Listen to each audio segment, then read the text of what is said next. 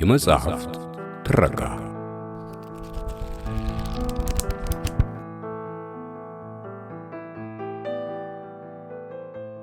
ጠላፊው ደራሲ ቶማስ ዋልሽ በሌተና ኮሎኔል ጌታቸው መኮንን ሐሰን የተተረጎመ በትረካቲው ተዘጋጅቶ የቀረበ ምዕራፍ 5 ወፍራሙን ሰውዬ መደበቅ።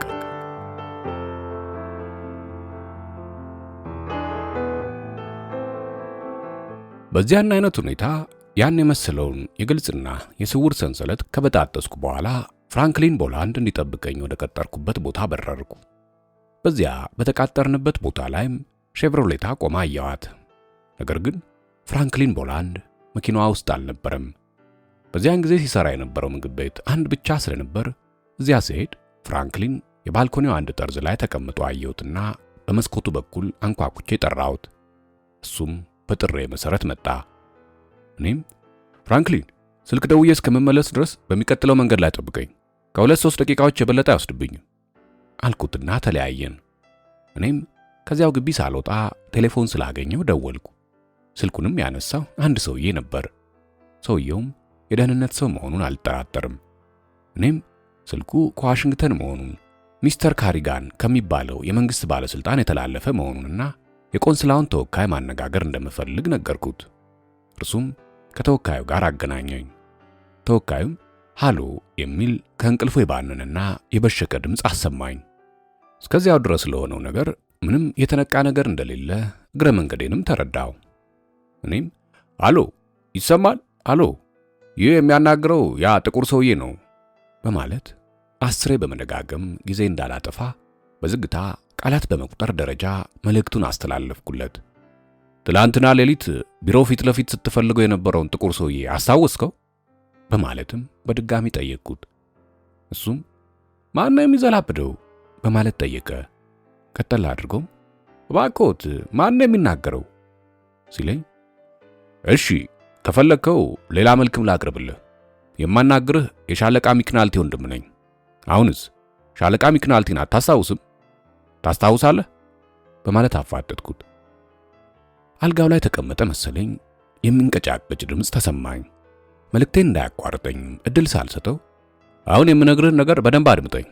ያ ጥቁር ሰው ወይንም የሻለቃ ሚክናልቲ ወንድም አንተ ከሁለቱ መርጠህ መውሰድ ትችላለህ። ትላንት ማታ እናንተ ባልኮኒ ላይ ነበር።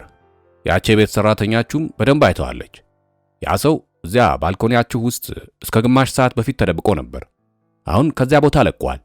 ያም ሰው አሁን የሚደውልልህ ሰው ነው። እኔ ነኝ የምልህ። ይገርምሃል፣ ከዚያ ቦታ ስለቅ የወጣሁት ብቻዬን አልነበረም፣ ወዳጅህን ይዤው ነው።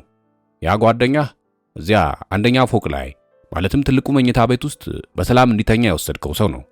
3 ትላልቅ መስኮቶችና በነጫጭ ቆዳ የተሸፈኑ ሶፋዎች፣ መኝታ ቤቱም ትልቅ የእሳት ማሞቂያና ባለገበሬ አልጋ ያሉትና ከዚህም ሌላ በአበቦች ያሸበረቀ ነው። ጓደኛህ በመጀመሪያ ደረጃ ከኔ ጋር ሊመጣ አልፈለገም ነበር። በኋላ ግን የሻለቃ ሚክናልቲ ወንድም መሆኔን ሲረዳ በመጨረሻ ሊመጣ ወሰነ። አስገደድኩት ልልህም እችላለሁ። ይህን ካልኩት በኋላ ለ8ና ለ10 ሰከንዶች በመካከላችን ጸጥታ ሰፈነ። እንደዚያም ያደረግኩት እድል ለመስጠት ስል አውቄ ሲሆን ምንም አይነት ጊዜ ሳላጠፋ የምናገረው ነገር እውነት ለመሆኑ እንዲዋጥለት ስለፈለግኩ ነበር። እውነተኛውን ጉድና ታላቅ ጉዳይም እንደ ቀልድ ገለጽኩለት። ሌላስ ምን ማድረግ ይችል ኖሯል? መቼም እዚያ ሕንፃ ለመኖር ባልችል ኖሮ እንዴት ተደርጎ ስለዚያ ጥቁር ሰው፣ ስለ ቤቱ ውስጣዊ አቀማመጥ፣ ስለ ትልቁ መኝታ ቤትና ስለመሳሰሉት ተጨባጭ ሁኔታዎች ያን ያክል በዝርዝር ለማወቅ ይቻለኛል? እርሱም ቢሆን ባልኖር ኖሮ ይህን ያህል ላውቅ እንደማልችል ስለሚረዳ ሊያምነኝ እንደሚችል አልተጠራጠርኩም ነበር። ለማንኛውም ስልኩን እኔ በምዘጋበት ጊዜ ለማወቅ የምትፈልገውን ሁሉ ማረጋገጥ ትችላለህ። አሁን ግን እኔን ልትረዳኝ የምትፈልገው ጓደኛህ በቁጥጥር ስር እንዳለና ያም ወንድሜ ሻለቃ ሮበርት ሚክናልቲ በቁጥጥራችሁ ስር እስካለ ድረስ እንደማለቀው እንድታውቁልኝ ነው። እንግዲህ ልታውቁልኝ የፈለግኩት ይህንን ነው። በጣም ቀላል ጉዳይ ይመስለኛል ጌታዬ በማለት በሰፊው አስረዳሁት። ይህንን ነጥብ ያስረዳሁት በእርጋታና ግልጽ በሆነ ቋንቋ ነበር። ይህንንም ያደረግኩበት ዋናው ምክንያት የዚያ ሁሉ ጥረትና ጭንቀቴ እንዲሁም የዓላማዬ ዋነኛው ድርሻ ስለሆነ ጉዳዩን በሚገባ ሳይረዳው ቀርቶ ልፋቴ ሁሉ በከንቱ እንዳይቀርብኝ ስለፈለግኩ ነበር። አስፈላጊ ያልሆነ የቁጭት መወጣጫም እንደሆነ አልፈለግኩም። በዚህ አይነት በተካሄደው የስልክ ግንኙነትም በእርሱ በኩል ጭልጥ ያለ ጸጥታ ሰፈነ። ከዚያ በኋላ ግን በኃይል በመተንፈስ ማኩተምተም ጀመረ። እኔም ነገሩ እንዳስደነገጠው ስለገባኝ አቋረጥኩትና ማስረዳቴን ቀጠልኩ። ይልቅ እኔ ስለ ጉዳዩ ባናገር ይሻላል። እኔ በአሁኑ ጊዜ ስለ ጉዳዩ እንድናገር የበለጠ እድል ከፍቶልኛልና ከዚህ ሁሉ ሌላ ከእናንተ እኔ ምን እንደምፈልግ አብጠርጥሬ ያውቃለሁ። ስለዚህ በጽሞና ልታዳምጡኝ ይገባል። እንግዲህ ይኸውልህ አዳምጠኝ። ከተቻለ ሻለቃ ሚክናልቲን ካለበት ቦታ ድረስ በራሳችሁ ጀት አውሮፕላን በነገውና በተነገው ወዲያው ዕለት አምጡት። ይህን ለማድረግ ከቻላችሁ ደግሞ በምትኩ ምን እንደሚሆን ታውቁታላችሁ። ከፈለጋችሁ ደግሞ ይህንን ራሴው ላረጋግጥላችሁ እወዳለሁ። የኔን ወንድም ካለበት ድረስ በሰላም ልታመጡልኝ ከቻላችሁ እኔ ደግሞ በምትኩ ጓደኛችሁ ምንም ሳይሆን በእጃችሁ እንዲገባላችሁ አደርጋለሁ። ደግሞ ይህን ጉዳይ ከኔና ካንተ በስተቀር ማንም የሚያውቀው የለም። ስለዚህ ልውውጥም ሊካሄድ የሚችለው በዚሁ መልክ ነው። በዚህ ሁኔታ ከሆነ ያለ አንዳች ችግር ይሳካል። ምስጢርነቱም ከተጠበቀ በጣም ጥሩ ልውውጥ ይወጣዋል። ማለትም ምርኮኛ ለምርኮኛ መሆኑ ነው። ታዲያ እስቲ ስለ ጉዳዩ ምን ታስባለህ? በማለት ጠቅላላ ሁኔታውን ከነመፍትሄው አቀረብኩለት። በዚህ አይነት የስልክ ልውውጥ ላይ እንዳለን አሁንም አልጋው ሲነቃነቅ ተሰማኝ። አረ ሰውዬ፣ ምን ለማለት ነው የምትፈልገው? ምንስ እንድንል ትፈልጋለህ? ትቀልዳለህ ወይስ ምን እየሰራህ ነው? ነገሩን በምንም አይነት ቢሆን አላምንም በማለት ትንፋሽ ባጠረው ድምፅ ገለጸልኝ። እኔም ነገሩን በደንብ እንዲረዳልኝ ስለምፈልግ እውነቴን ነው የምልህ ወዳጅህ አሁን በአልጋው ላይ የለም። ይህንንም ላረጋግጥልህ የምፈልገው እኔው ራሴ ከግማሽ ሰዓት በፊት ከዚያው ከመኝታ ቤት ውስጥ ስላመጣሁት ነው።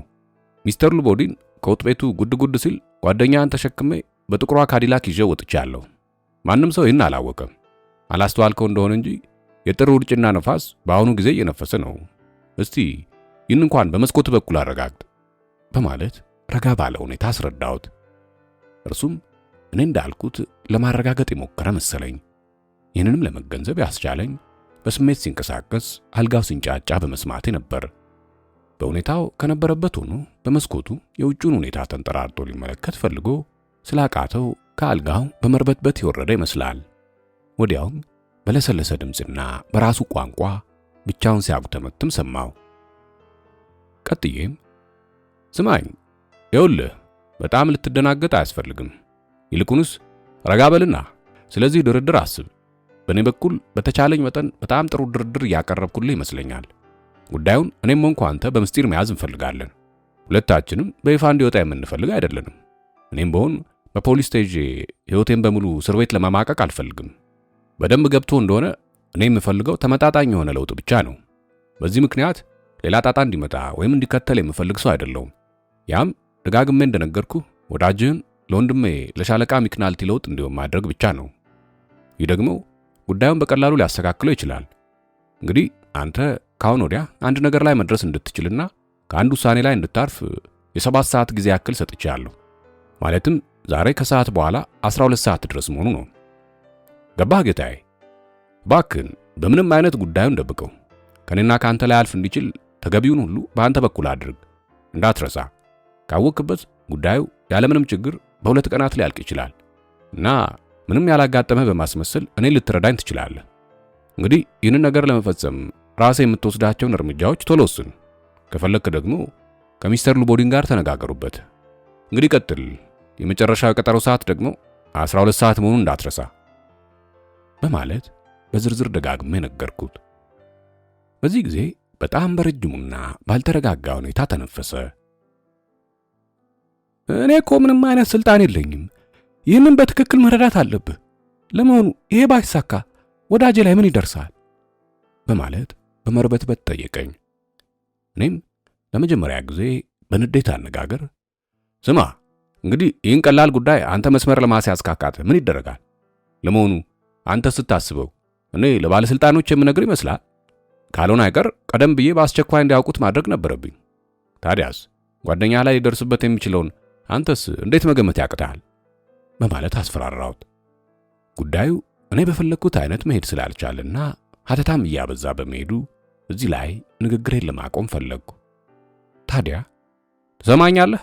ከአሁን ወዲያ እንግዲህ ከአንተ የምፈልገው በ12 ሰዓት የሬዲዮ ፕሮግራም ወንድሜ ከተፈረደበት ነፃ ለመሆኑና ስለ ደህንነቱ የሚገልጽ ዜና እንዲተላለፍ ማድረግ ነው። ይህን ለማድረግ ከተቻላችሁ ደግሞ በጣም ጥሩ ነው። ይህም መልእክት በሬዲዮ ካልሰማው እንግዲህ በማለት ድርድሬን ዝርዝር በሌለው መልክ አስቀመጥኩለት። እርሱም ተደናግጦ ጸጥ ብሎ ስልኩን ማዳመጥ ሲጀምር በላዩ ላይ ዘጋውበት። በዚያን ወቅት እኔ ግሩም የሆነ የስነ ልቦና ጨዋታ እንደተጫወትኩ ተረዳው። ከዚያ በኋላ ወደ ምግብ ቤቱ መጸዳጃ በመሄድ ለ24 ሰዓታት በባልኮኒው ስር ተወጥፌ የተጨነቅኩበትን ጉዳይ ተገላገልኩ። ከዚህ በኋላም ወደ አቆምኳት ካዲላክ መኪና መራው። ከዚያም ተነስቼ ፍራንክሊን ቦላንድ ወደሚጠብቀኝ የቀጠሮ ቦታ ነዳው። በዚያን ወቅት ከጥር ቀዝቃዛ ነፋስ ጋር ተቀላቅሎ በረዶ በኃይል ይጥል ስለነበር በመንገዱ ላይ አላስፈላጊ የሆኑ ተመልካቾች አልነበሩም። መኪናዋን ካቆምኩ በኋላ በመኪናዋ ዕቃ ማስቀመጫ ያስቀመጥኩትን ሰው ደህንነት ለማየት የመኪናዋን የኮፈን በር ከፈትኩት። ፍራንክሊን ቦላንድም ከኋላዬ በቅርብ ተከትሎ ኖሮ ሰውየው እዚያ ኮፈን ውስጥ ተወሽቆ ሲያይ አመዱ ቡና አለ። ሊነገር የማይገባ ንግግርም በማኩተምተም ተናገረ። ወደ ኋላም ተሸማቆ ቆም አለ። እኔም እንግዲህ አትርበትበት፣ አይዞ፣ እንደ እንጨት ደግሞ ልትገተር አይገባም። ይልቁንም እርዳኝና ከሸቨሮሌታ ኮፈን ውስጥ እናስገባው። በል የመኪናዋን ቁልፍ የታረከው በማለት በዝቅተኛ ድምፅ አናገርኩት። እርሱም ቁልፎቹን ያላንዳች ማወላወል ሰጠኝ። በጣም ድንጉጥ አይነት ሰው ስለነበር በሁኔታው ተደናግጦ መናገር እንኳን ተሳነው። የሚያደርገውንም ረሳ። ፍራንክሊን ቦላንድ በእርግጥ በጣም ጥሩ ልጅ ነው። ከዓይኑ አካባቢም ጥቋቁር መስመሮች፣ ትልቅ አፍንጫና አጭር አገጭ አሉት። እርሱም ከነበረበት ድንጋጤ በመንቃትና ከመጠን በላይ በመንቀጥቀጥ ታዲያ ምንድን ነው ማስበው? ያ ሰው ነው ይሄ? ይህንን ሰው በጋዜጣና በቴሌቪዥን በሚገባ አይቼዋለሁ። ኧረ እባክህ አንተ ሰው ለምንድን ነው እንዲያረከው? አብዳሃል እንዴ? እንዴት ይህን የመሰለ ጉድና ታምር እንደ ቀላል ስርቆት ልትቆጥረው ትችላለህ እንዴ? ፈጽሞ እንዲህ አይነት ጉድ ውስጥ ልዘፈቅ አልፈልግም በማለት አፈጠጠብኝ። እኔም ከፓርክ አቬኑ በኋላ ያልደረሰብኝ ችግር ደረሰብኝ። ፍራንክሊን ቦላንድ ከመጠን ያለፈ ፈሪ በመሆኑ ሊተባበረኝ ቀርቶ የሚያጋልጠኝ ሆኖ ቀረበ። ከፍርሃቱም ብዛት የተነሳ እያኩተመተመ የነበረበት ተገትሮ ቀረ። እኔም ወደ መኪናዋ ኮፈን ጎንበስ በማለት ቀስ ብዬ ሽጉጤን መዝዣ ያሳየሁት። ሽጉጤን በማሳየት ያስፈራራሁትም ሁኔታዬን አይቶ ከፍርሃቱ እንዲታቀብና እኔንም ሊረዳኝ ይችል ዘንድ ነበር። እርሱም ሳይወድ በግድ ሐሳቤም ሆነ ሁኔታዬ ስለገባው ሊያግዘኝ የወፍራሙን ሰው እግር ብድግ ሲያደርግልኝ እኔ ደግሞ ከትከሻው በኩል ስቅስቅ አድርጌ ያነሳሁት።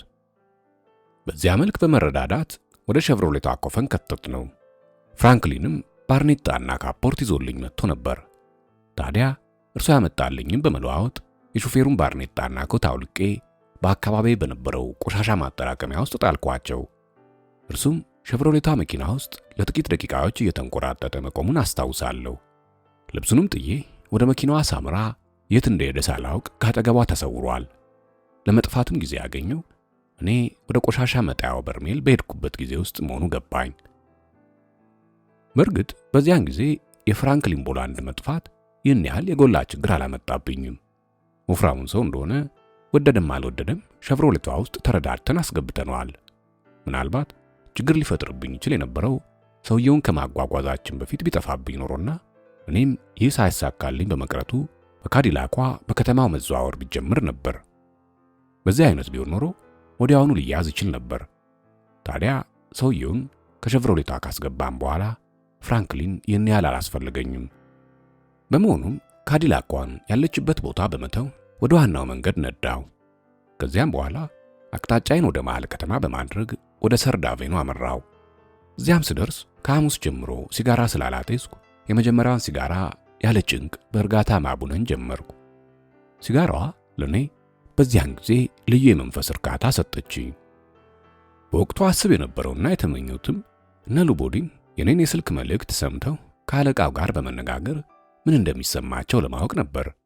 መቼም በእነዚያ ደቂቃዎች በተራቸው እነርሱ ከምን አይነት ጭንቀትና ውጥረት ላይ እንደሚኖሩ ይታየኝ ነበር።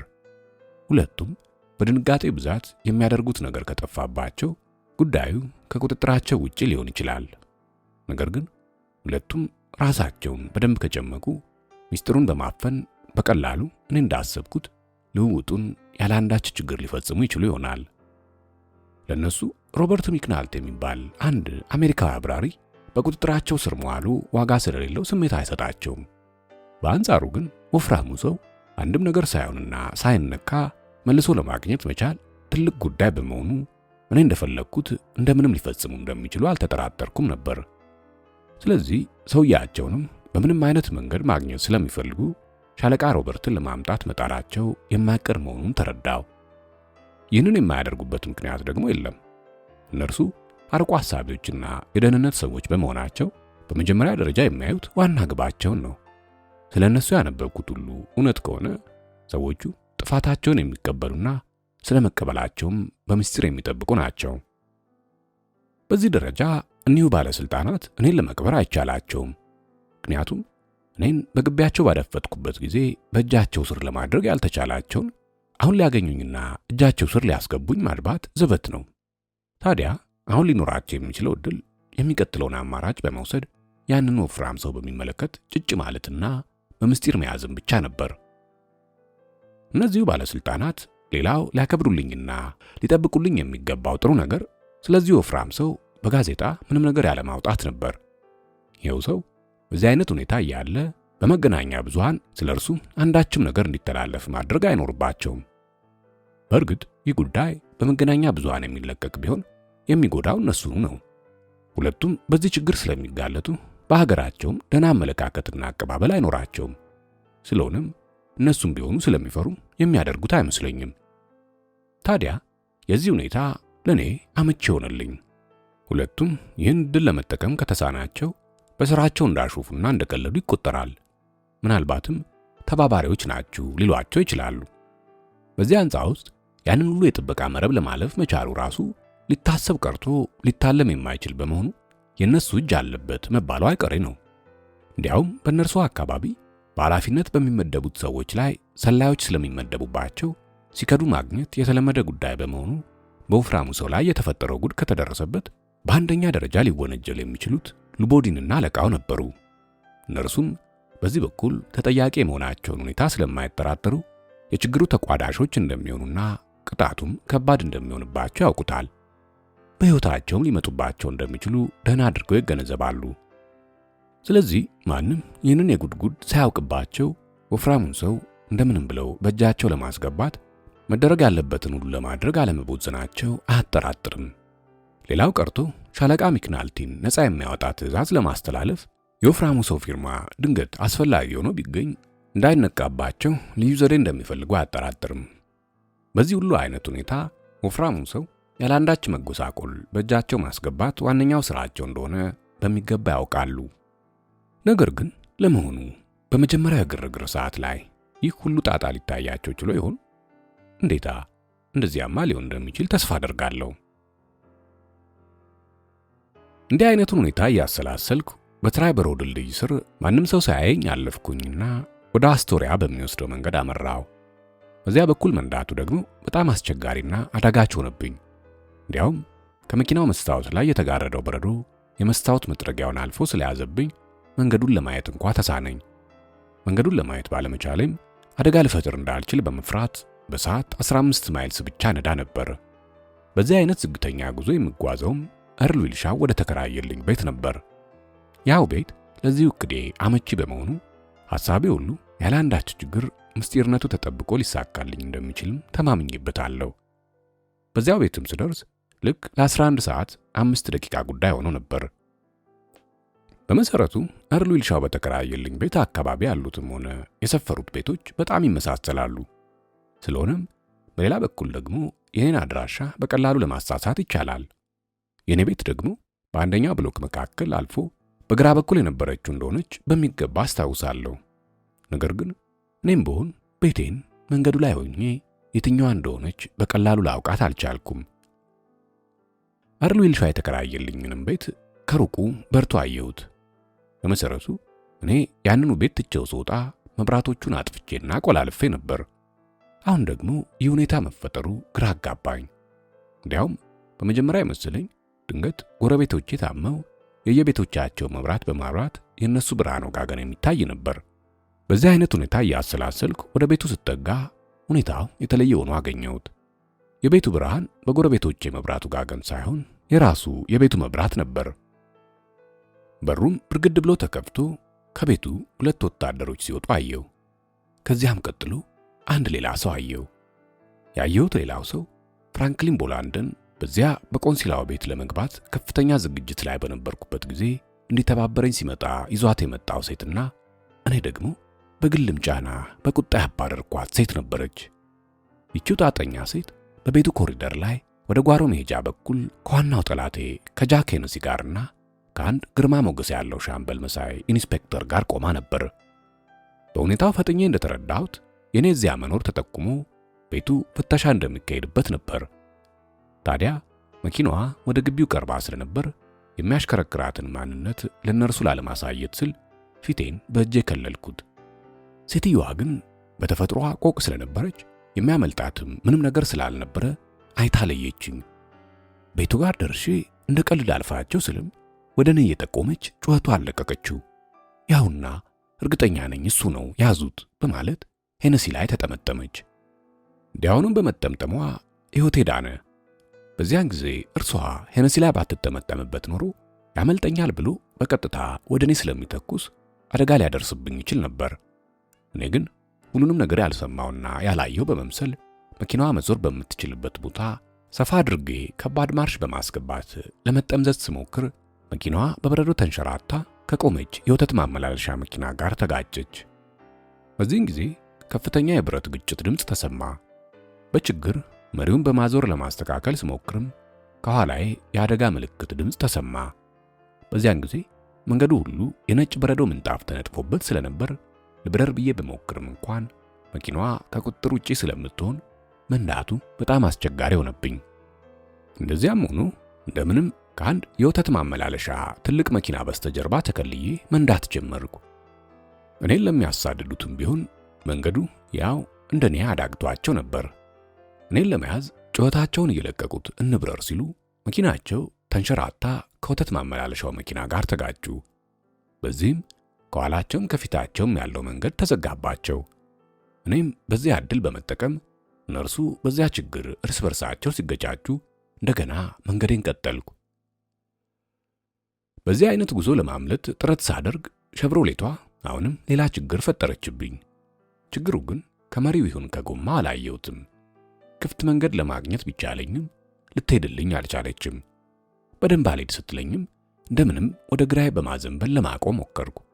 ነገር ግን የሚጎተት የቆርቆሮ ድምፅ ተሰማኝ።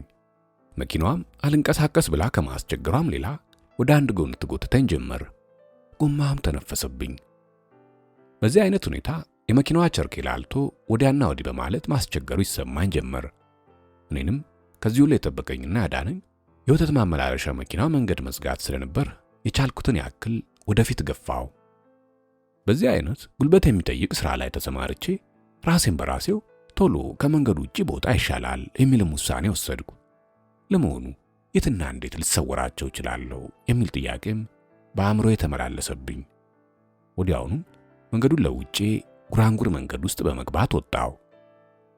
እነርሱም ያ የተጋረጠባቸውን መኪና ከመንገዳቸው አስወግደው መሰለኝ የአደጋ ምልክት ሳይረን እየተሰማኝና እየቀረበኝ መጣ። እኔም የያዝኩትን ትግል የሙጥኝ እንዳልኩ ከሌላ ማቋረጫ መንገድ ውስጥ ከገባው በኋላ ያረጁ መኪናዎች ከቆሙበት ስፍራ ደረስኩ። እዚያም ሸቭሮሌቷን ሊሸጉጥልኝ የሚችል ክፍት ቦታ ስላገኘው አሳልፌ ሸጎጥኳት። በኋላ ደግሞ እንዳትጠፋብኝና መለየት እንዳያዳግተኝ ከኋላዋ የነበሩትን የመኪናዎች አይነት ልብ ብዬ በሐሳቤ መዘገብኩ። እኔን ከሚያሳድዱት መካከል የመጀመሪያዋ የፖሊስ መኪና ሞተሯን አሙቃ መጓዝ ስትጀምር እኔ ደግሞ የመኪናዋን መብራት አጠፋው። በፖሊስ መኪናዋ የነበረውም እዚያ አካባቢ ሲደርስ ቆም በማለት ከመኪናዋ ውስጥ ሳይወጣ አካባቢውን ከቃኘ በኋላ ጉዞውን ቀጠለ። ጥቂት ቤቶችን እንዳለፍም የኔን ሸቭሮሌት የምትመስል መኪና እየመሰለኝ ፍጥነቱን በመጨመር ነዳ።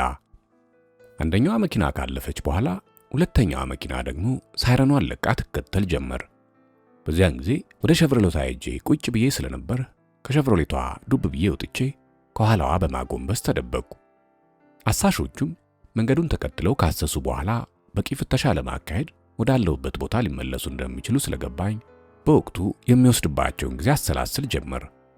ለመሆኑ የተሳሳተ ሰው መከተላቸውን ቶሎ ይነቁ ይሆን በማለትም ሳሰላስል ከባድ እርዳታ የሚያደርግልኝ ሰው እንደማያስፈልገኝ ገባኝ። ያን እርዳታ ከማን ይሆን ለማግኘት የምችለው? ከኤርል ዊልሻ ወይስ ከሌላ ያልኩ ማውጠንጠንም ጀመርኩ። ኤርል ዊልሻውን ካሁን ወዲያ በምንም አይነት መንገድ መጠየቅ እንደማይገባኝ እዚያው ባለውበት ሆኜ በቅጽበት ወሰንኩ። እንዲያም ለመወሰን የቻልኩበት ምክንያትም ፖሊሶቹ የእርሱና የኔን ቅርብ ወዳጅነት ስለሚያውቁ የቅርብ ክትትል እንደሚያካሂዱበት ስለተረዳው ነበር። በመሆኑም ከዚህ ፈተና ውስጥ የሚያወጣኝም በምፈልግበት ጊዜ በመጀመሪያ ደረጃ ኤርል ዊልሻውን አስወጣሁት።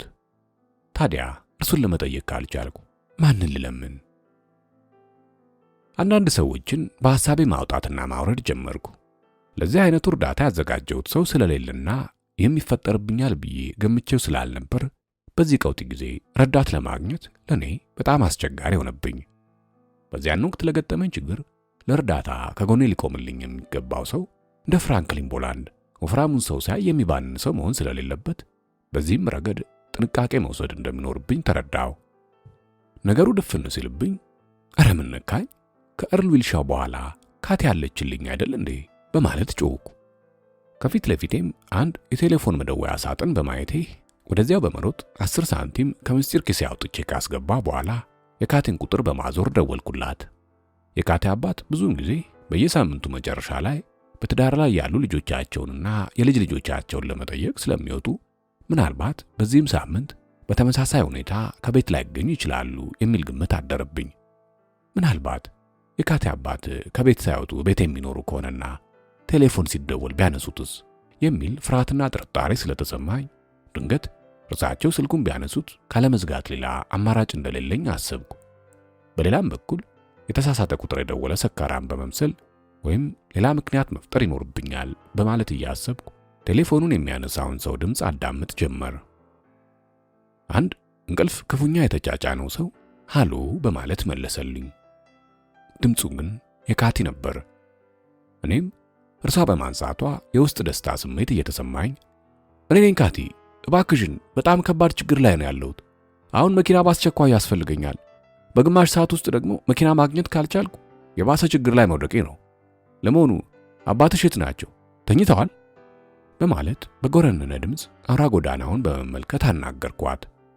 እርሷም ድምጿን ስታስተካክል ተሰማኝ። ድምጿን ካስተካከለችም በኋላ ኤዲ የት ነህ? ተጎዳ ነው? ወይኔም ይሻለኛል። አመመህ እንዴ?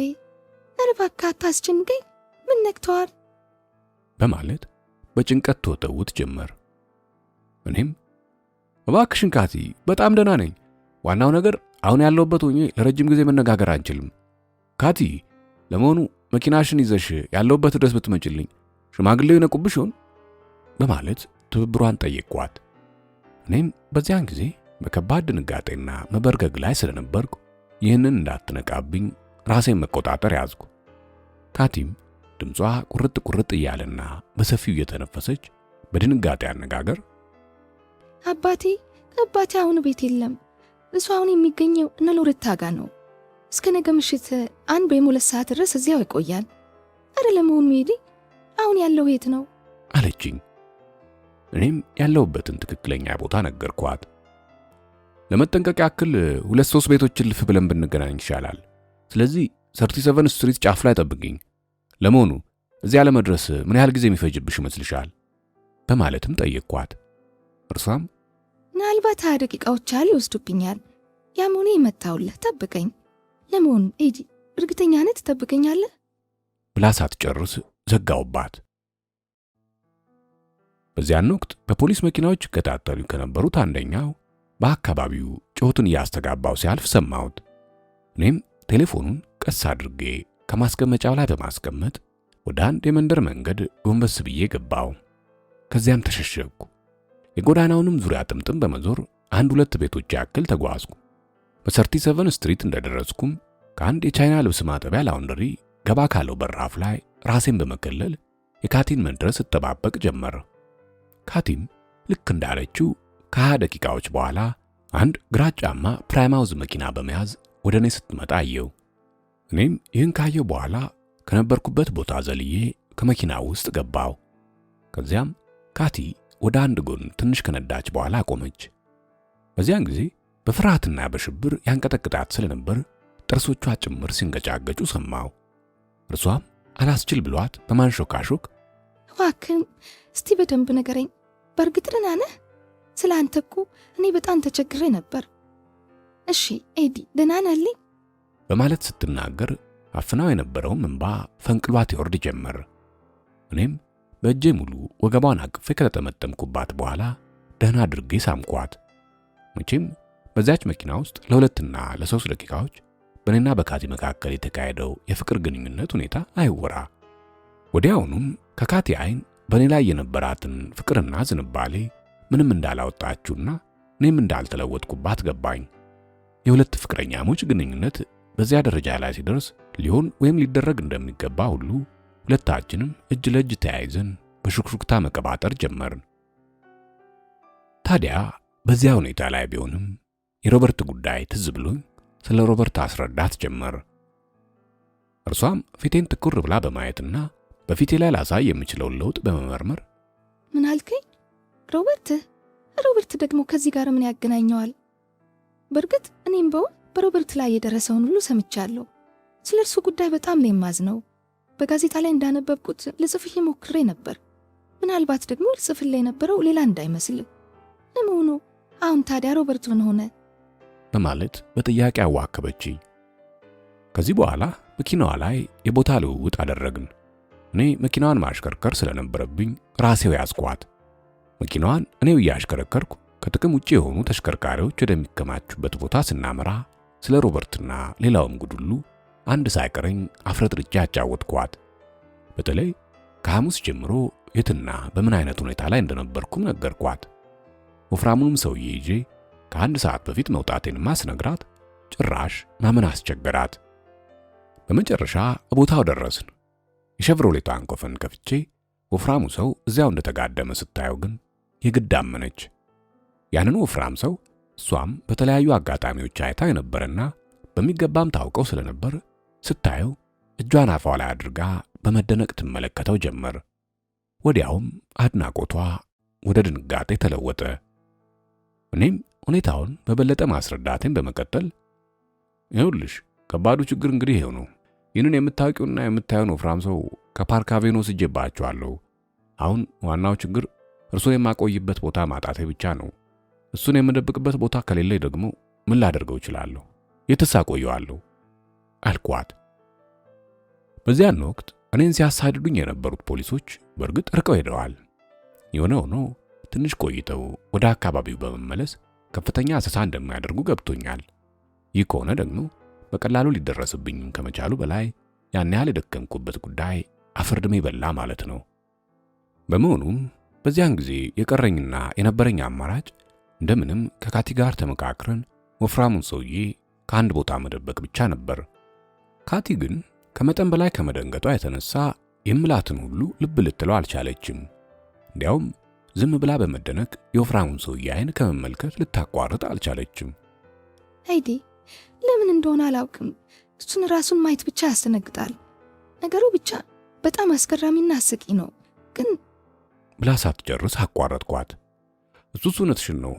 በተለይ ይህን ጉድ በእንዲህ አይነት ሁኔታ ላይ አይቶ የማይደነግጥ ይኖራል ብዬ አላምንም። እኔም ብሆን እንዳንቹ ፍርሃት ውጦኛል። የእርሶ ወገኖችም እኔ እሱን ለመደበቅ ከምመኘውና ከምሯሯጠው በበለጠ እነርሱ እጃቸው ውስጥ ለማስገባት ስለሚናወጡ በእርሱ ምክንያት ወንድሜን ሮበርትን ካለበት ማት አውጥተው እዚህ እንደሚያመጡልኝ አልጠራጠርም። ስለዚህ ይህን ሰውዬ የምደብቀው ለብዙ ቀናት አይደለም፣ ለዛሬና ለነገ ብቻ ነው። አሁን ደግሞ ለዛሬና ለነገ ይህን ሰው ሊደብቅልኝ የሚችል ሰው ግድ ያስፈልግኛል። እርሊል ሻውን እርዳኝ እንዳልለው በተለይ ውጤቱ ለእርሱ አስጊ ሆነብኝ። በቅርብ ለጊዜ የማስበው ሰው በማለት እኔም ንግግሬን ሳልጨርስ አቋርጣኝ በከፍተኛ ጉጉት እጄን በኃይል በመጨበጥ እኛ ቤት እኮ ልታቆየው ትችላለህ። ይኸውልህ ኤዲ፣ እንደነገርኩ ፓፓ ዛሬ እስከ ምሽቱ 1-2 ሰዓት ድረስ አይመጣም። ወፍራሙ ሰውዬም ሆነ አንተ ከኔ ጋር ከሆናችሁ በደንብ መግባቸዋለሁ፣ እንክብካቤም አደርግላቸዋለሁ። የተሻለ ሐሳብ አለኝ ካልክ ደግሞ አንተው ሐሳብን አቅርብና እንደሚሆን ይሆናል። እኔ ጋር እንዲደበቅልህ ከተስማማ ግን በል እንተጋገዝና ጊዜ ሳንወስድ ከኛ ፕሌይ ማውዝ ውስጥ እናስገባው በማለት የምፈልገውን የመፍትሄ ሐሳብ እንዲያውም በተሻለ ሁኔታ ቀረበችልኝ። ከካቴ የቀረበውን የመፍትሄ ሐሳብ ከሰማ በኋላ ከልክ ያለፈ ደስ አለኝ። በእርግጥ ሌላ አማራጭ ሊኖረኝ እንደማይችል በደንብ ስለምታውቅ እርሷን ብትሆን ይህንን ሐሳብ ታቀርብልኛለች የሚል ተስፋ ነበረኝ። እንደኔ ካቲም ብትሆን በዚህ ጉዳይ እንድትበከልብኝ ፈጽሞ አልፈልግም ነበር። ግን ለሚቀሩት 10 እና 12 ሰዓታት ማቆያ ቦታ ስለሌለኝ ምንም ለማድረግ አልችልም ነበር። ስለሆነም እርሷ ባቀረበችው ሐሳብ መመራት የግድ ነበረብኝ። በዚህ መሰረት ወፍራሙን ሰው ከካቲ ጋር ተጋግዘን ከፕሌማውዝ ውስጥ አስገባ ነው። በዚህ አይነት ይህንን ወፍራም ሰው ከአንዱ መኪና ወደ ሌላው ሳዘዋውረውና ሳንከራተተው ሁለተኛ መሆኑ ነው። ወፍራሙን ሰው ከኮፈኑ እንደተለመደው ከወሸቅነው በኋላ በአካባቢው የሚዘዋወሩት ፖሊሶች እንዳያዩኝ ከመኪናዋ ወለል ላይ ተመሳስዬ ለጣልኩኝ። በዚህ አይነት ሁኔታ እርሷ እያሽከረከረች እኔ ወለሉ ላይ ተኝቼ በፍላሽንግ በሚገኘው የፖልኪንስኪ ሕንፃ ደረስን። የአሁነኛው ጉዞ ያለ አንዳች ችግር ተሳካልኝ። እኔን ይከታተሉኝ የነበሩት ፖሊሶች ሲከታተሉት የነበረው ጥቁር ሼቭሮሌቱን እንጂ የአሁኑን ግራጫማው ፕላማውዝ ስላልነበር አንድም ጊዜ ከመንገድ ላይ ያቆመን አልነበረም። በዚህ አይነት ዋስትና የነበረው ጉዞ ከነካቲ ቤት እሁድ ጠዋት 12 ሰዓት ከ20 ደቂቃ ላይ ደረስን። እዚያም ከደረስን በኋላ ማንም ሰው እንዳያየን ጥንቃቄ አድርገን ከኮፈኑ ተጋግዘን ካወጣነው በኋላ ተሸክመን በምድር ቤቱ በኩል አድርገን ወደ መጀመሪያው ፎቅ አስገባ ነው። በዚሁ የመጀመሪያ ፎቅ ባለው የእንግዳ መቀበያ ክፍልም አንድ ምቹ ሶፋ ስለነበር ወፍራሙን ሰው ከዚሁ ላይ አስተኛ ነው። ሶፋው ላይ ካስተኛ ነው በኋላም ካቲ ከኩሽና ቤቱ አንድ ጨርቅ ይዛ መጥታ ከሶፋው ጋር አሰር ነው። ከመኝታ ቤቷ ብርድ ልብስ አምጥታ ከደራረበችለት በኋላም መስኮቱን በትንሹ ገርበብ አደረገችለት። በዚያን ጊዜ ምንም እንኳን ሰዓቱ 12 ሰዓት ከ20 ደቂቃ ቢሆንም ጥቅጥቅ ያለ ጨለማ ሆኖ ነበር። በዚያን ወቅትና ሁኔታም በሁለታችን ላይ የተጫጫነው ፍርሃትና ድንጋጤ አልለቀቀንም። እኛም ወደ ወጥ ቤቱ ሄደን በመቀመጥ በሹክሹክታ መጫወት ጀመርን። መነጋገር የሚገባንን ሁሉ ካወጋን በኋላም ከመጠን በላይ ደክሞኝ ስለነበር ሰውየውን ካስተኛንበት ክፍል ውስጥ አንደኛውን ሶፋ አዘጋጅታልኝ ተኛው። እኔም ከአቅም በላይ ስለሆነብኝና ድካሜንም መቆጣጠር ስለተሳነኝ እንጂ በዚያን አይነት ሁኔታና ችግር ለመተኛት ሐሳብ አልነበረኝም። ይህም ቢሆን የተኛሁት ለግማሽ ሰዓት ያክል ብቻ ነበር። ሆኖም በአንድ በኩል ድካሜ፣ በዚሁ ላይ ደግሞ ካቲ ከጎኔ ተቀምጣ ራሴን ስታሻሸኝና ስትደባብሰኝ፣ በሌላ በኩል ደግሞ ገርበብ ባለው መስኮት የውጭው ለስላሳ ንፋስ በዝግታ እየገባ ሙቀቱን ሲያለዝብልኝ እንቅልፍ ተጫጫነኝ። የተጋደምኩበት ሶፋም ተስማማኝ። ሰውነቴም ከተጫጫነው ድካም እፎይታ በማግኘቱ የመዝናናት ስሜት ተሰማኝ። ከዚያም ቀስ በቀስ ድብን ያለ እንቅልፍ ወሰደኝ። ከዚያም እንቅልፍ በድንገት ባንኜ አይኔን ስከፍት ያለሁበት ክፍል በብርሃን ተጥለቅልቋል። በአንደኛው የዕቃ ማስቀመጫ ላይ የተቀመጠውን የቤት ሰዓት ስመለከትም 6 ሰዓት ከ10 ደቂቃ መሆኑን ያመለክታል። ካቲም ካለሁበት ሶፋ አጠገብ ቆማ በደንብ እንድነቃ ጀርባዬን ታነቃንቀው ኖሮ ከጎኔ ሆና አየኋት። እርሷም ይውሌቲ መጥቼ ብቀሰቀስ ይሻላል ብዬ እኮ ነው። አሁን ግማሽ ቀን ሆኗል። የ6 ሰዓቱን ዜና ማዳመጥ ፈልጋለሁ ላልከኝ ነበር በማለት አነቃነቀችኝ። እርሷ ሰውነቷን ተለቃልቃ ነው መሰል በጣም አምራለች። በተለይ በአሚዶ የተኮሰችውን ሻርፓን አጥልቃ ሳያትማ ቁንጅናዋ እያደር ታወቀኝ። ቤቱም በተቀቀለ ስጋና በድንች ጥብስ ሽታ ታውዷል። በእጇም ግማሽ ብርጭቆ ማርቲኒ ይዛ ነበር። በዚያን ጊዜ በጣም ርቦኝ ስለነበር ወዴን ጭምድድ አድርጎ ይዞኝ ነበር። የእሷንም ጤንነት ለማረጋገጥ አንቺስ እንዴት ነሽ? በረታሽ? ለታላቅ ግብዣ የተዘጋጀሽ ትመስያለሽ። ለመሆኑ ሰውየው እንዴት ነው? አሁን በሚገባ አስተውለሽዋል? በማለት ጠየቅኳት። ካቲም በጣም ደህና ነው፣ ያው እንደተኛ ነው። እኔም የታፓን ሁኔታ ለማረጋገጥ ስል እህቴ ሎሬታ ጋር ደውዬ ነበር። እስቲ ምን እንደሆነ ገመት። ባይገርምህ ዛሬም እዚያው እንደሚያድር ነግራኛለች። ከባሏም ጋር ወደ ስራ የሚገቡት ነገ ስለሆነ አባቴን አቆይተውታል። ለማንኛውም ለማረጋገጥ በ11 ሰዓት ትደውልልኛለች። ታዲያ ይህ አሪፍ አይደል? በማለት የመረጋጋት ስሜት እንዲያድርብኝ አደረገች። እኔም በጣም እንጂ በማለት መለስኩላት። በዚህን ጊዜ ጠረጴዛው ላይ ከፍታ የተወችው ሬዲዮ አንዳንድ ዜናዎችን ሲያትት በመስማቴ ከተጋደምኩበት ቦታ ተነስቼ ከተቀመጥኩ በኋላ ሲጋራዬን በማቀጣጠል ሬዲዮኑን በትዕግስት መስማት ጀመርኩ። ካቲም በላይ ዙራ እጇን ትከሻዬ ላይ አሳረፈች። ራዲዮን በማዳመጥ ላይ እንዳለሁም ካቲ እኔን ለማጽናናት ስትል አይዞ ነገሩ እንኳ ይሳካል፣ እኔም እንደሚሳካ ታይቶኛል፣ ስለዚህ አትጨነቅ በማለት በፍጹም የወዳጅነት ስሜትና መንፈስ ታጽናናኝ ጀመር። እኔም በእርሷ በጎ መንፈስና ምክር በመጽናናት ራሴን አወዛወዝኩ። ከዚያም ትክክለኛውን ጣቢያ ለመፈለግ የሬዲዮኑን የጣቢያ መፈለጊያ ማንቀሳቀስ ጀመርኩ። በዚያ ሁኔታ ላይ አንድ የሬዲዮ ማስታወቂያ አቅራቢ ድምፅ ተሰማ። እርሱም ሰዓቱን ከገለጸ በኋላ የደውል ድምፅ ተሰማ። የደውሉ ሁኔታ ሁላችንንም አስደነገጠን። ከዚህ በኋላ ሌላ ድምፅ ተተክቶ አሁን የምናስተላልፍላችሁ ለሴቶችም ለወንዶችም የሚሆን መልካም ዜና ነው። መልእክቱም በቀጥታ የሚተላለፍላችሁ በአልድ ሆላንድ ከሚገኙት ፔፐርሜንት ከረሜላ ማደራጃና የኮኮናት ቸኮላት አምራች ድርጅቶች ነው። የታወቀ ቸኮላት ጣዕም ትዝ አይላችሁምን? አፍ ላይ ሙክክ የሚል መሆኑንስ ዘነጋችሁት? በማለት አሳወቀ። በጣም በሚገርም ሁኔታ እኔም ያንን ማስታወቂያ እንደሰማው የቸኮሌት ከረሜላ ጣዕም አፌ ላይ መጣብኝ። በመሰረቱ በችግር ላይ ያለና በሐሳብ የደበነው ዲጄ መቼም መቅመስም እንደማይቻለኝ ይገባኝ ነበር። ያንን ማስታወቂያም በነበርኩበት ሁኔታ በተከታታይ መስማት ስላልፈለግኩ እሱም በመተው በቀጥታ ወደ ሌላ ጣቢያ ዞርኩኝ። በዚያን ጊዜ አንድ ነገር በመነፋነፍ ይጮህ ጀመር። ወዲያውኑ ግን መነፋነፉን አቁሞ ግልጽ እየሆነ መጣ። ከዚያም የተጣራና ዝቅተኛ ድምፅ መሰማት ጀመረ። እኔ የሰማሁት እንደ አጋጣሚ ግማሽ አረፍተ ነገር ላይ ሲደርስ ነበር። እንዲህ የሚል ነበር። ከጥቂት ደቂቃዎች በፊት ከፓርክ አቬኑ ዋና ጽሕፈት ቤት እጅግ የሚያስደነግጥ መግለጫ እንድንሰጥ ተደርገናል። ይህን የመሰለውን ሁኔታ በመግለጫ መልክ በማውጣት ምን ለማሳየት እንደተፈለገ ባይገባንም እንኳን ለሚቀጥለው 1-2 ሳምንታት ዋሽንግተን ለሚገኙት ባለሙያዎች ደንበኛ መወያያ ሳይሆንላቸው አይቀርም። ሁኔታው እንደዚህ ነው። አሜሪካዊውን የታወቀ አብራሪ ሻለቃ ሚክናልቲን ሳታውቁት የምትቀሩ አይመስለንም። ይኸው ሰው በስለላ ተግባር በከፍተኛ ደረጃ ተወንጅሎ ለ25 ዓመታት ጽኑ እስራት ተፈርዶበት በአንደኛው ካምፓቸው በከባድ የጉልበት ሥራ ታስሮ በመሰቃየት ላይ ይገኛል።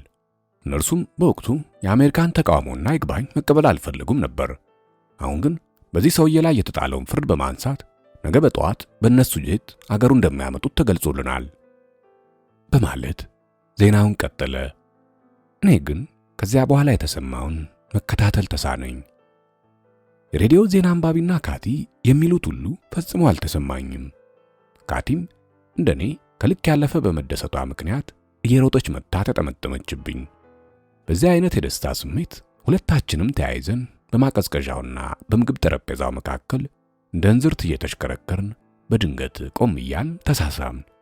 ቀጥለን ደግሞ እንዲሁ በደስታ ስሜት እየጨፈርን መልሰን በመቆም ተሞጫሞጭን። በዚህ አይነት ሁኔታ ልባችን እስከሚጠፋና እስከሚደክመን ድረስ መሳሳማችንን ቀጠልን። ስለ ሮበርት የወጣው ይኸው መግለጫ በተመሳሳይ አነጋገር በየሰዓቱ ይነገር ጀመር። ያ የቆንስላው ተወካይ ፈጽሞ በማያስነቃ ሁኔታ መግለጫውን ማስተላለፉ አስገረመኝ። ከልክ ያለፈ ብልህነትና ጥበቡንም አደነቅኩት። ፈጣንና ብልሁ እርምጃም በሀገሩና በዩናይትድ ስቴትስ መካከል የሚደረገውን ቀዝቃዛ ጦርነት ለማስወገድ ወፍራሙ ሰው በሚያደርገው ጥረት ሻለቃ ሚክናልቲን እንዲፈታ እንዳዘዘ አድርጎ ማቅረቡና ማስመሰሉ ነበር። በሬዲዮ የተነገረውን ማመን አቃተኝ። ያንን ከሰማ በኋላም ከአንድ ቦታ ረግቶ መቀመጥ ተሳነኝ። ከልክ ያለፈ ተቁነጠነጥኩ። አጠገቤ ማርቲኒ በማየቴ ያንኑ በብርጭቆ ሙሉ ቀድቼ ልክ ውሃ እንደሚጠጣ ሰው ግጥም አድርጌ ጠጣሁት። በዚህ አይነት ሁኔታ መጠጡን ደጋግሜ ሲጨልጠው ፈጽሞ አልተሰማኝም ነበር። ደግነቱ ይህ ሁሉ ሆኖ አልተበላሸውም። ካቲም የኔን ደስታ በሚገባ ስላስተዋለች ለኔ ስትል ፈነደቀች። ከደስታዋ ብዛት የተነሳ ከወጥ ቤቱ ድስት ላይ ያዘጋጀችውን የሥጋ ጥብስ ረስታው ኖሮ አረረ። ካቲ እንደገና ሌላ ጥሩ ምግብ አዘጋጅታ ለሁለት እንክት አድርገን በላን። ከዚያ በኋላ የ7 ሰዓቱን ዜና ለመስማት በጉጉት መጠባበቅ ያዝን። በዚያም ጊዜ የተሰማውን ዜና ከ6 ሰዓቱ ዜና በጣምም የተለየ አልነበረም። ሆኖም አንዳንድ ዝርዝር መረጃዎች በተጨማሪ ታክሎበት ነበር። ያም የወፍራሙን ሰው የጤና መታወክ የሚገልጽ ሲሆን በግብዣው ምሽት ብርድ ስለመታው ከዚህም ሌላ ጉንፋንና ትኩሳት ስላለበት ከአልጋው መንቀሳቀስ እንዳልቻለና በዚህ ምክንያት ቀደም ሲል የወጡት ፕሮግራሞች በሙሉ መሰረዛቸውን አስታወቀ። ከዚያም ዜናውን በመቀጠል ምንም እንኳን ይኸው ወፍራም ሰው አሁን ባለበት ሁኔታ የሚገኝ ቢሆንም በሚቀጥሉት 1-2 ቀናት ውስጥ እንደሚሻለውና በተዘጋጀለት ፕሮግራም መሰረት ለተባበሩት መንግስታት ስብሰባ ንግግር እንደሚያደርግ አስታወቁ። ነገሩ ሁሉ በጣም በሚገርምና ዘዴ በተሞላበት መንገድ እኔም በሚስማማ መልክ መደራጀቱ አስገረመኝ። ጠቅላላ ቅንብሩም አስደሰተኝ። እኔም ቅልጥፍና በተሞላበት ሁኔታ ወፍራሙ ሰው የተጋደመበት ሶፋ ድረስ በመሄድ ደህንነቱን ካረጋገጥኩ በኋላ ሁለተኛውን የማያንቀሳቅሰውን መርፌ ወጋሁት። እኔም ካቲ የቆሰቆሰች የምታነደውን የቤት ማሞቂያ እሳት ለማሞቅ ከፊት ለፊት በወለሉ ላይ ትራስ በማድረግ በእንብርክኬ ሆኜ በትዕግስት ወደፊት ሊሆን የሚችለውን ሁሉ ማሰላሰል ጀመርኩ። ካቲም ሁሉንም ነገር እርግፍ አርጋ በመተው እቅፍ አርጋኝ አብራኝ ተቀመጠች። እሳቱንም አልፎ አልፎ በመተርኮስ በደንብ መንደዱን እየተከታተለች ዝቅ ያደረግኩትን ሬዲዮ ድንገት አዲስ ነገር ይነገር ይሆናል በማለት ከፍ አድርገን በጸጥታ እናዳምጥ ጀመር። አልፎ አልፎም ያቀፈኝን እጇን ሳብ በማድረግ ከሳምኩት በኋላ በአገጬ ላይ አንከራትተው ነበር። በዚህም አጋጣሚ የባጡን የቁጡን ያስመኘኝ ጀመር። የማደርገውም ቅጡ ጠፋብኝ። ካቲም በዚህ አጋጣሚ ያኔ ስታሰር የተሰማትን ሁኔታ ታወጋኝ ጀመር። በዚያን ጊዜ ከፍተኛ ሐዘንና ትካዜ እንደተሰማት ነገረችኝ። በተለይ አባቷ ልጃቸውን ከፖሊስ ጥርጣሬ ለማዳን ሲሉ ያልፈጠሩት ታሪክ እንዳልነበረና ከኔ ጋርም የነበራቸውም ትውውቅ የዚያን ሁለት ምሽት ብቻ እንደነበር አድርገው ማስተባበላቸውን ሁሉ ገለጠችልኝ። ጸጉሬን እየደባበሰችም የኔ አባት ከአንተ ወንጀል ጋር ግንኙነት እንደሌለኝና ከማንኛውም ነገር ነፃ ለማድረግ በማሰቡ ያልኩን ሁሉ አድርጓል። አንተ ግን ነገር የተገላቢጦች ስለመሰለ የሁለታችን ግንኙነት እንዲቋረጥ ብሎም እስር ቤት ድረስ እየመጣው እንኳን እንዳልጎበኛ አድርጋል። ይህ ሁሉ ግን እስካሁን ለኔ ግልጽ አልሆነልኝም። አረ ለመሆኑ እኔ ጥርጣሬ ትክክል ነበር? እንዴት ሲያረቀው ለምንድን ነበር? በማለት በወቀሳ መልክ ጠየቀችኝ። እኔም ሆን ብላ የጠየቀችኝን ጥያቄ ይህን ያህል የሚያሳስብና የሚያስጨንቅ እንዳልሆነ አድርጌ መለስኩላት። በእኔ በኩል እንኳን እንዳትጠይቀኝ ያደረግኩባትን ምክንያት ለማስረዳት መቻል ነበረብኝ። ሆኖም ነገሩን ባስታወስኩት ቁጥር መንፈሴን ስለሚረብሸኝ እንደምንም ብዬ አረሳሳዋት። በተለይ እንደዚያ ደስ በምትልበት ዕለት ይህንን የመሳሰሉትን በይበልጥም የኔን ተልካሻ ሕይወት እያነሳው መጸጸት፣ መቆጨትና መበሳጨት አልፈለግኩም። በዚያች ልዩ ከሰዓት በኋላ ጊዜ በፍቅር የገባውን የወደፊት ኑሮአችንን የሚነካና የሚያበላሽ ነገርና ወሬ በመደንቀር ቅሬታ እንዳልፈጥር አሰብኩ። ባለፈው በነ ሮበርት የባህር ዳርቻ ጎዳና ከዚያም ወደ ከተማ ስመለስ ያደረግኩት አጸያፊ ድርጊት ጥሩ መቀጣጫ ሆኖኝም ስለነበር በምንም አይነት መንገድ በሁለታችን መካከል የተፈጠረውን ግሩም ግንኙነት በማይረባ ነገር እንዳይበላሽ በመፈለጌ በዚያን ጊዜ የሆነውን በዝርዝር አላስታውሰውም። በእርግጥ አንቺ እንዳልሽው ሳይሆን አይቀርም። ይልቅ ይህን ሁሉ ነገር ታዩና ወደ ቁም ነገር ንግባ። የኢንሹራንስ ድርጅቱ እኔን ለያዘኝ የሽልማት ገንዘብ እንደሚከፍል ቃል ገብቷል ነው ያልሽኝ? እስቲ ጉዳዩን በዝርዝር አስረጅኝ። እኔ እኮ የሐሙስ ጋዜጣ አላነበብኩም በማለት ሐሳቧን ሰበሰብኩ። ካቲም በእኔ ላይ ድርጅቱ የ10,000 ብር ሽልማት መጣሉን አረዳችኝ። የዚህ ዜናም ሁኔታ አንድ ጉዳይ ልብ እንድል አደረገኝ። ያቺ የፍራንክሊን ቆንጂት እኔ ከገባሁበት እየገባች በማጥመድ ለፖሊስ አሳልፋ ልትሰጠኝ ታደርጋቸው የነበሩት ሙከራዎች ሁሉ ለካስ ይህን ጉዳይ ሰምታ ኖረዋል በማለት አሰብኩ። ያቺው ሴት እንደምንም ተሰባብራ ከፍራንክሊን የአስቶሪያውን አድራሻ ካገኘች በኋላ እኔን ለ$10,000 ለመሸጥ ወደ ኋላ የምትል አልነበረችም። ለማንኛውም ፍራንክሊን ከአፓርታማው እንዳለ ስልክ ደወልኩለት። ስልኩንም እንዳነሳ ሁሉንም ነገር እርግፍ አድርጎ በመተው ሸቭሮሌቷን አሁኑኑ ከፈለጋት የተጣሉ መኪናዎች ማከማቻ ድረስ በመሄድ መውሰድ የሚችል መሆኑን ነገርኩት። ከዚያም በተለይ መኪናዋ በእርሱ እጅ ስትታይ ጥርጣሬን ወደ እርሱ እንደሚያዞሩበትና ይህም የሚያሰጋው መሆኑን ለዚህም መድኃኒቱ ደግሞ እዚያው ካለችበት ቦታ መተውና እርሱም ራሱ ከመኖሪያ ቤቱ ርቆ እንዳይሄድ አጥብቄ መከርኩት። እርሱም ያቸው አይጥ አሁንም ድረስ እኔን ለማጥመድ በከፍተኛ ደረጃ በማነፍለፍ ላይ የምትገኝ መሆኑን ከገለጸልኝ በኋላ በእርሱ በኩል ምንም ሊያደርጋት እንደማይችልና በእርሱ ምክንያት ግን ያን የመሰለ ችግር ላይ በመውደቄ ከልክ ያለፈ መጸጸቱን ሲያወሳልኝ ስልኩን በብሽቀት ጆሮ ላይ ድርግም አደረግኩበት። አረ ለመሆኑ አሁን በባዶ ቤት አፉን ቢከፍት ምን ያደርግልኛል? የተቀረውን ከሰዓት በኋላ ጊዜ እኔና ካቲ በተረጋጋ መንፈስ እየተዝናናን አሳለፍ። በዚህ አይነት ሁኔታ ላይ ሆነን 10 ሰዓት ተኩል ላይ ሁለታችንም ሳንነጋገር እሳቱን አፍጥጠን በምንመለከትበት ወቅት ካቲ በድንገት ማልቀስ ጀመረች። እኔም ሁኔታው አስደንግጦኝ ከነበርኩበት ብድግ በማለት ወደ እርሷ ተጠግቼ አባብላት ጀመር። እጇንም ከሳምኳት በኋላ ወደ ጉንጮቿ አስጠግቼ የሚፈሰውን እንባዋን አባበስኩላት። በተቻለኝ መጠንም ለማባበል ሞከርኩ። ሰማሽኝ ካቲ፣ እስካሁን ድረስ ነገራችን ሁሉ በጣም ጥሩ መስመር ይዟል። የነ ሮበርትንም ነገር ቢሆን እስከ መጨረሻው ወጣዋለሁ። ይህም ሊሳካልኝ እንደሚችል በሚገባ አምናለሁ። እኔም በሆን አንዳንድ ነገሮችን ማውጠንጠኔ አልቀረም። ስለሆነም ምንም የሚያሰጋ ነገር የለም አይደለም እንዴ? በማለት ሐሳቤን ገለጽኩላት። ካቲም በመርበትበት ኤዲ ናይዞ፣ በእኔ በኩል አትጠራጠር፣ በፍጹም እንዳትጠራጠር። እስከ መጨረሻው እጠብቃለሁ፣ አትጨነቅብኝ እሺ? በማለት አበረታታችኝ። ቀስ በቀስም መረጋጋት ስትጀምር ትንሽ ገፍተር ካደረገችኝ በኋላ በሚያስገርም አመለካከት እየተመለከተችኝ እኔ ወዳት እንደሆነ ጠየቀችኝ። በዚያን አይነት መንፈስም እኔም አንድ ነገር መመለሴ ትውስ ይለኛል። ያልኳትን ግን አላውቀውም። እርሷ ግን በትከሻዬ ላይ ራሷን ደገፍ አድርጋ እኔ እንዳልጨነቅባትና እንድትጠብቀኝ ፈቃደኛ መሆንና አለመሆኔን ጠየቀችኝ። ከምታወራኝ ወሬ መካከልም አንዳንዱን ልብ አላልኩትም ነበር። ምክንያቱም ስታወራኝ በጣም ዝቅ ባለ ድምፅ ስለነበር ነው። በዚያን ጊዜ አይኗን ለማየት ዞር ስል አይኗ ተጨፍኖ አየሁት። ለካ ታወራኝ የነበረው አይኗን ጨፍና ኖሯል። ካቲ በእኔ ሁኔታ እንደዚህ መቸገሯና መንገብግቧ ገብቶኛል።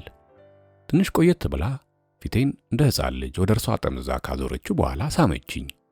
ምንም እንኳን አይኗን አሁንም ሙሉ በሙሉ ባትከፍተውም በፊቷ ላይ ልዩ ብርሃን ይንጸባረቅ ነበር። እኔም በሆን በእኔና በካቲ መካከል መሆን የማይገባው ነገር እንዲሆን ምኞትም ሆነ ፍላጎት አልነበረኝም። ለእኔ ያን ያህል ስለተጨነቀችልኝ ጨዋነቷ ሊደፈር አይገባውም በማለት አሰብኩ። እኔና ካቲ በዚያን አይነት ሁኔታ ላይ ያለን ቴሌፎኑ ጮኸ። እርሷም በድንጋጤ ዘላ ተነስታ ቴሌፎኑን አነሳች። የስልኩ ጥሪ የመጣው ከእህቷ ከሎሬታ ነበር። እህቷ የደወለችላትም ኒው ጀርሲ ሆና ነበር። ስልክ የደወለችበትም ዋና ምክንያት አባታቸው ማታ 3 ሰዓት ከሩብ ስለሚደርሱ አንደኛውን መኪናቸውን በመያዝ አውሮፕላን ማረፊያው ድረስ በመሄድ እንድትጠብቃቸው ለመንገር ነበር። ይህንን ጉድ እንደሰማው በልቤ ላይ የሰፈነውን ፍርሃት ለራሴው በማመቅ አይ ምንም አይደል፣ ይህን ያህልም አትጨነቂ በማለት አጽናናዋት። በዚህ አይነት ሁኔታ በዚሁ ቤት ሌላ የአይጥና የድመት ድብብቆሽ እንደሚጠብቀኝ ገባኝ። ፍራንክሊን ቦላንድ ሌላ መኪና በመያዝ ሊጠብቀኝ ይችል ዘንድ ነግሬዋለሁ። ይህ ደግሞ ጥሩ አማራጭ ይመስለኛል። እኔና አንቺም ይህንን ወፍራም ሰው ተሸክመን ሌላ መኪና ውስጥ እናስገባዋለን። ከዚህ በኋላ የሮበርት መምጫ ሰዓት እስከሚደርስ ጊዜ ድረስ ከወዲያ ወዲህ እያልኩ ቆየዋለሁ። ወፍራሙን ሰው በፍጹም ከአጠገቤ አላርቀውም። ስለዚህ ካቲ በእኔ ጉዳይ መጨነቅ አይገባሽም በማለት አበረታታዋት። ካቲ ግን ሁኔታዎችን በማገናዘብ ሊደርስ የሚችለውን አደጋ ገምታ እንዴት ተደርጎ ሄዴ እንዴት ተብሎ በዚህ አይነት የአየር ሁኔታ ለመቆየት የማይታሰብ ነው። እስኪ መኪናዋ ከሌላው ጋር እንደ ልማዷ ብትላተም ወይንም ሌላው አንተ ላይ መጥቶ ቢላተምስ ምን ልትሆን ነው? እንዲያው ስታስበው ከሞተር ችግር ሌላ ችግር ሊደርስብህ አይችልም ማለት ነው። ምን ነው ሄዴ አንዳንዴ ማመዛዘን አያለ ከልክ ያለፈ ደካማ ሆኗል። አንተ እንደምታስበው ሰውየውን ይዞ በመኪና መዞሩ የተሻለ ይመስላል? ለመሆኑ ምንም ችግር አይታይም ማለት ነው? በማለት አፈጠጠችብኝ። እኔም ይኸውልሽ ካቲ፣ መቼም እኔም በሆን በከፍተኛ ደረጃ መጠንቀቅ አለብኝ። ከዚያም ብዬ ሐሳቤን ሳልቋጭ ነገሬን ነጠቅ አድርጋ ከዚያም ምንም ስለማይኖር አንተም ብትሆን ከንቱ ፍራቻ ባታሳድር ይሻላል። ኤዲ ሚክናልቴ ዳንተ ብሎ ናላውን የሚያዞር ያበረ የለም። ይልቅ ራስን በራስ ባታታልል ይሻላል በማለት ሐሳቤን በመቃወም ምን ማድረግ እንደሚገባኝ መከረችኝ። እኔም በካቲ ግልጽ ያልሆነ ንግግር በመገረም ካቲ አያንቺ ነገር ፍራቻ አልሽ? እኔ ነኝ የምፈራው? ካቲ እስኪ ልብ ብለሽ ተመልከቺኝ። በፊቴ የፍርሃት ሁኔታ መንበብ ይቻልሻል? እንዳሳይሽ ከፈለግሽ ላሳይሽ ብዬ አሁንም ሳልጨርስላት አቋረጠችኝና በል ተዘጋንዶ ዝጋ ብያለሁ። መከራከርህን አቁም። ምን ማድረግ እንዳለበትና እንደሚገባ ከፈለግከው እኔው እነግርሃለሁ። ዛሬ ሌሊት ከመኪና ቤት ውስጥ ታድራላችሁ። አባቴ ወደ መኝታ ቤቱ ሲገባ ወደ ቤቱ ተመልሰን ትኩስ ነገር ትቀማምሳለህ። እስከ 1 ሰዓት ድረስ ያለምንም ስጋት የፈለግከውን ነገር ማድረግ ትችላለህ። ዘውትር እንደማደርገው ለአባቴ በኪናው እኔው ራሴው እየነዳውለት ጣቢያው ድረስ ወስደዋለሁ። አንተ በዚያን ጊዜ ያለ አንዳች ስጋት የሬዲዮ ዜና መከታተል ትችላለህ። ኤዲ የሐሳብ ያስማማ። ከዚህ የበለጠ ደግሞ ያለም አይመስለኝም።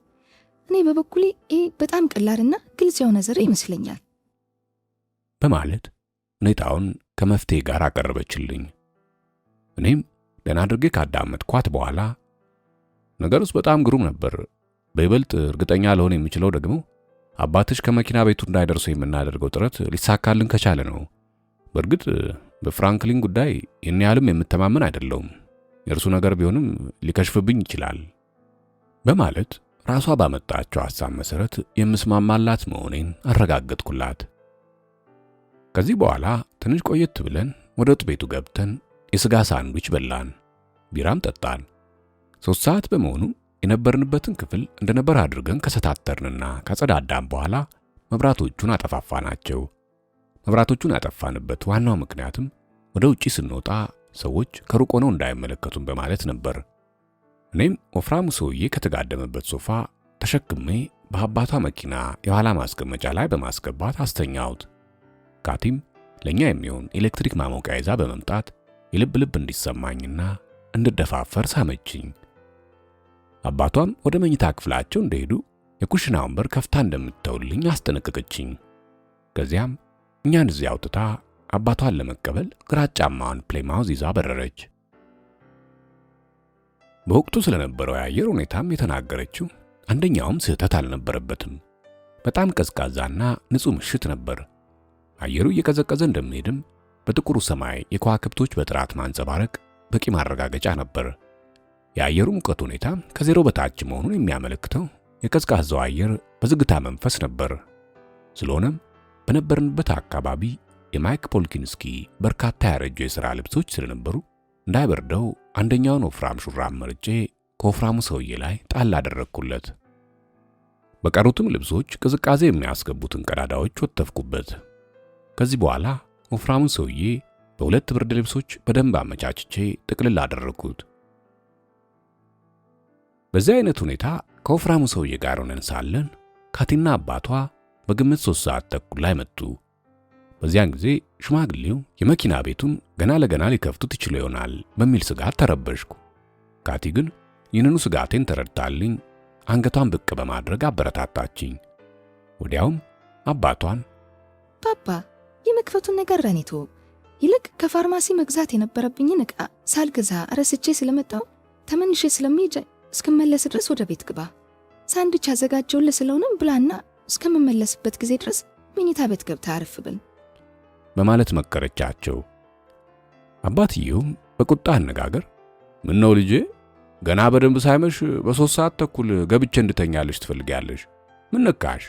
እንዲያውም ዛሬ ጠዋት እስከ 5 ሰዓት ስለተኛው እንቅልፌን ሁሉ ጨርሻለሁ። ለመሆኑ የእሑድ ጋዜጣ አለሽ? በማለት ጠየቋት። ከዚህ በኋላም የሁለቱ የእግር ኮቴ እየራቀኝ ሄደ። የኩሽና ቤቱን በር ሲከፈት ተሰማኝ። ከዚያም በላይኛው ኮሪደር ያለው በር ሲከፈት ተሰማ። ቀጥሎም የኩሽና ቤቱ መብራት ቦግ ብሎ ከበራ በኋላ የመንገዱን መብራት አጠፉት። የመኪና ማቆሚያ ቤቱም እያደር እየቀዘቀዘና ጸጥታ እየሰፈነበት ሄደ። በዚህ አይነት ሁኔታ 3 ሰዓት ከ45 ላይ በዚያ በኩል የመጨረሻው እግረኛ ሲያልፍ ሰማሁት። እንደገና ግማሽ ሰዓት በኋላም አንድ መኪና እየተንጣጣ በዚያ በኩል አለፈ። የዚያን ዕለቱ ቅዝቃዜ ሁኔታ ሰውን ሁሉ በጊዜ ማሰባሰብ የሚገባው ነበር። የሆነ ሆኖ ዕለቱ ሰንበት ስለነበር በአካባቢው ውርውር የሚል ሰው ገና አልጠፋም። እኔም እያደር እየጨነቀኝ ስለሄደ በመኪና ቤቱ የጎን መስኮት የመንገዱን መብራቶች ይመለከት ጀመር። በዚያም ሁኔታ ከኔና ከካቲ አባት በስተቀር በአካባቢው ያለ ሰው ሁሉ ጥቅልል ብሎ የተኛ መሰለኝ። የካቲ አባትም በመስኮቱ በኩል ጀርባቸውን ሰጥተው ጋዜጣ ሲያነቡ አስተዋልኩ።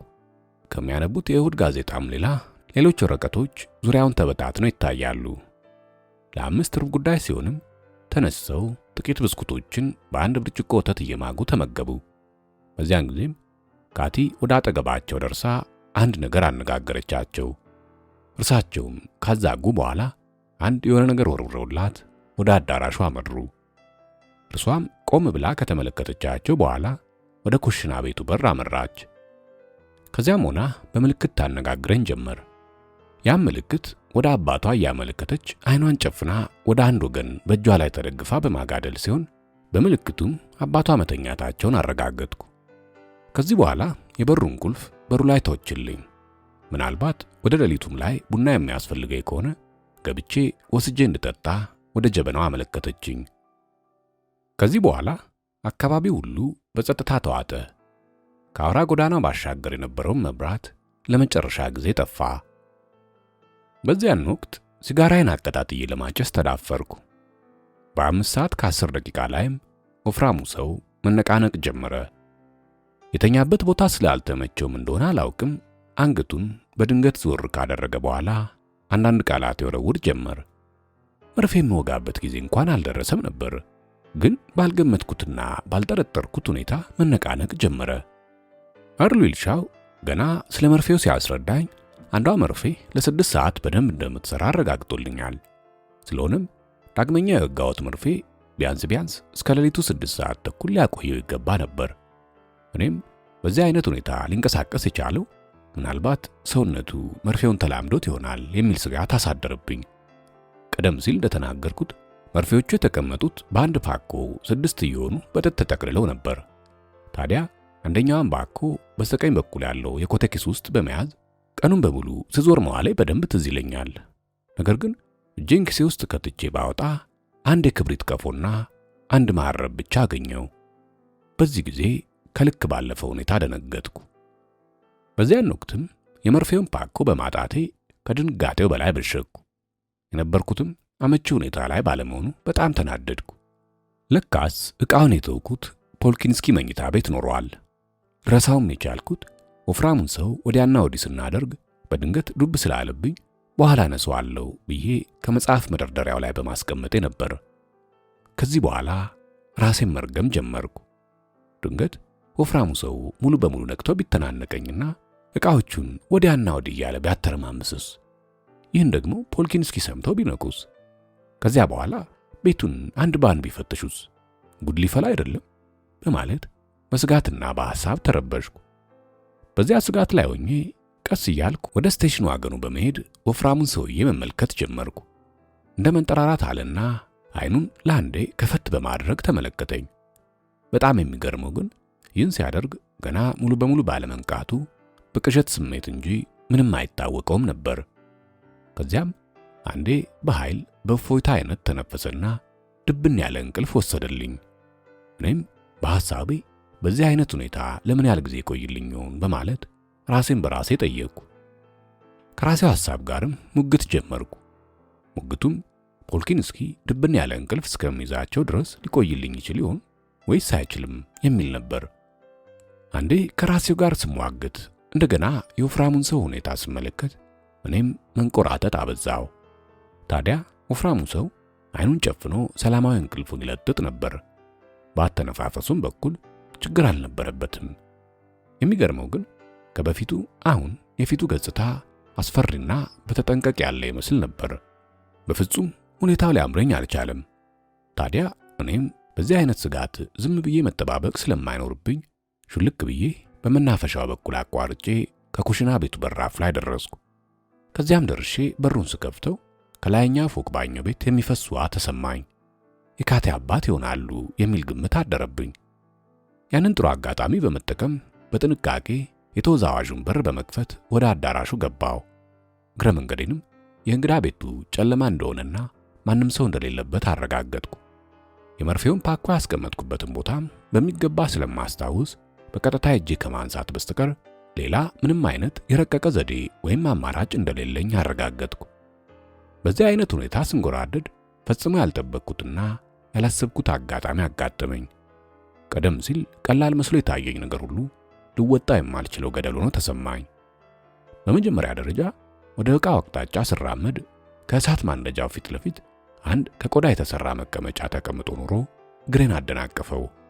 በአጋጣሚም ከመቀመጫው ላይ አንድ ከብረት የተሰራ የሚያንቃጭል የሲጋራ መተርኮሻ ነገር ተቀምጦ ኑሮ መሬት ላይ ወድቆ እየተንከባለለ ከጠርዝ ጡቦቹ ጋር ስለተጋጨ የሚንቃጭል ድምፅ አሰማ። እኔም በዚህ ሁኔታ ተደናግጬ ሞኝ መስል ክው ብዬ ቀረው። ራሴን ሞኝ ያልኩበት ምክንያትም ነበረኝ። በዚያን ጊዜ ይህንን አይነቱን እንቅፋት አስቀድሞውኑ ለመቆጣጠር መቻል ነበረብኝ። ከሆነ በኋላ ደግሞ ለመቆጣጠር ጥረት ማድረግ ይገባኝ ነበር ለማለት ያክል ነው። ለፖልኪንስኪ በገዛ ሳሎናቸው ተገኘውላቸው። ይህ ደግሞ ለእርሳቸው ሊገኝ የማይችል ግሩም አጋጣሚ ነበር። ከላይኛ ፎቅ ሆነው ወደ ታች እየተንጠራሩ ካቲ፣ ለመሆኑ በቤት ውስጥ የሚሆነው ነገር ምንድነው? ምንድነው የሚሰማኝ? በማለት ካቲን እየጠሩ ጠየቋት። ካቲም እርሳቸው የሰሙትን ድምፅ ያልሰማች በመምሰል አረ ፓፓ፣ ምንም የሰማሁት ነገር የለም። ምን ነው ፓፓ? ቤቱን እኮ በደንብ ቆልፌዋለሁ። ታዲያ እንዴት ብላ ሳትጨርስ እንዴትማ እንደሆነ እኔ ምን አውቅልሻለሁ?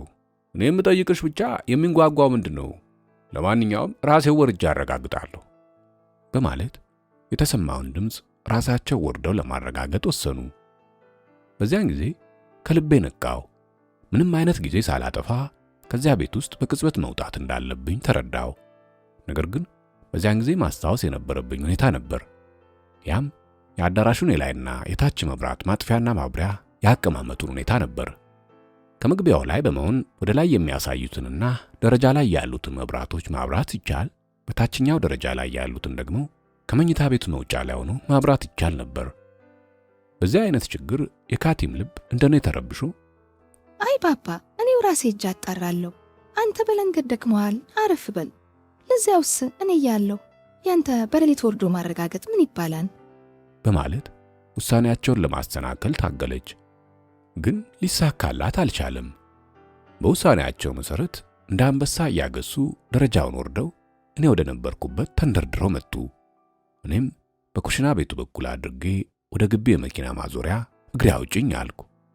በዚህ ሁኔታ ነበር ለኔም ሆነ ለማይክ ፖልኪንስኪ ነገሩ የተበላሸብን። በዚያን ወቅት ካቲም ተንደርድራ ወደ ላይኛው ደረጃ ወጣች። ለአባቷም ተጠንቀቅ አባዬ፣ ሰውየው ከቤቱ በስተጀርባ ሲሄድ አይቼዋለሁ በማለት ጮኸች። የቤቱ ጓሮ እኔ ከነበርኩበት ይርቅ ነበር። ካቲ አባቷን በተሳሳተ አቅጣጫ የመራቻቸው ደግሞ ሆን ብላ ለኔ ጊዜ ለመስጠት ነበር። እኔም እርሷ በፈጠረችው ብልሃት ተጠቀምኩ። የመኪና ማዞሪያውም ተሸፍኖ የነበረው በጣም ጠጣር በሆነ በረዶ ስለነበርና የእግሬንም ዱካ እንደማልተው ስለተረዳሁ ያለ አንዳች ስጋት ወደፊት ገሰገስኩ። ካቲም ነገሩ ሲቀዘቅዝ ይህንኑ ሁኔታ አስመልክታ እንዳጫወተችኝ አባቷ እኔ ጋር ለመድረስና ለመተናነቅ በመጣደፍ ደረጃዎችን ይዘሉ ነበር። በዚህ አይነት ሁኔታ ቢገሰግሱ ያለ ጥርጥር እንዳሰቡት ይሆን ነበር። ነገር ግን እሷ ባሰማችው ጩኸት ወደ ሌላ አቅጣጫ በመሄዳቸው ሊያገኙኝ ሳይችሉ ቀሩ። በአካባቢው ደግሞ ሌላ የእነሱን ቤት የሚመስል አንድ ሕንፃ በቅርቡ ነበር። ቤቱም ፈጽሞ በጨለማ ተውጦ ስለነበር በሌላኛው ቤት በሚገኙት አጫጭር የዛፍ አጥሮች ከዘለልኩ በኋላ በመኪናው ማዞሪያ በኩል ገብቼ እንደገና ሩጫዬንና ጥድፊያዬን ቀጠልኩ። አንድ ሁለት ተመሳሳይ ቅጥር ግቢዎችን ካለፍኩ በኋላም ግርግር የበዛባቸው ቤቶች አካባቢ ደርሼ ተወሸኩ። በዚያን ወቅት አንድ ታክሲ ስላጋጠመኝ ትንፋሼ ቁርጥ ቁርጥ እያለብኝ ወደ ባቡር ጣቢያ በማለት እንዲያደርሰኝ ጠየቅኩት። በባቡር ጣቢያውም እንደደረስኩ በመጀመሪያ ባቡር ተሳፍሬ አንድ 5 ጣቢያዎች አልፎ እስከሚያቆም ድረስ ልቤ አልተመለሰም ነበር። በኋላ ግን ድንጋጤ መለስ ስላለልኝ ከባቡሩ ወረድኩ። ከወረድኩበት አካባቢ አንድ ምግብ ቤት አገኘው። እዚያም ገባውና ቡና አዝዤ ተቆነጨው። በዚህ አይነት ሁኔታ ምን እንደነካኝ አልገባኝም። ብቻ ልክ እንደተቀመጥኩ ጠረጴዛው ላይ እጆቼን አቁሜ ራሴን አስደገፍኩባቸው። በእርግጥ በዚያን ወቅት ወፍራምን ሰው ከነፖልኪንስኪ ጉያ እንዴት ማውጣት እንደሚቻለኝ አስብ ነበር። ነፖልኪንስኪ ከመኪናው ቤት ወፍራሙን ሰው ቢያገኙት ምን ሊባል ነው? የማንስ ጥፋት ነው ይባላል? ወንድሜን በዚህ አይነት ዘዴ ለማውጣት ያን ያህል ጥረትና ትግል አድርጌ እዚያ ደረጃ ላይ ደርሼ እንዴት በማይረባ ቸልተኝነት ይበላሽብኝ እያልኩ ከልክ ያለፈ ጸጸት ጀመረ። በዚያን አይነት ሐሳብና ጭንቀት ተውጬ በሁለት ጡንቻዬ ጠረጴዛውን ደበድበው ጀመር። በሁኔታው በጣም ተሳከርኩ። ከልክ ያለፈም ያቁነጠንጠኝ ጀመር። መንፈሴም ተረበሸ።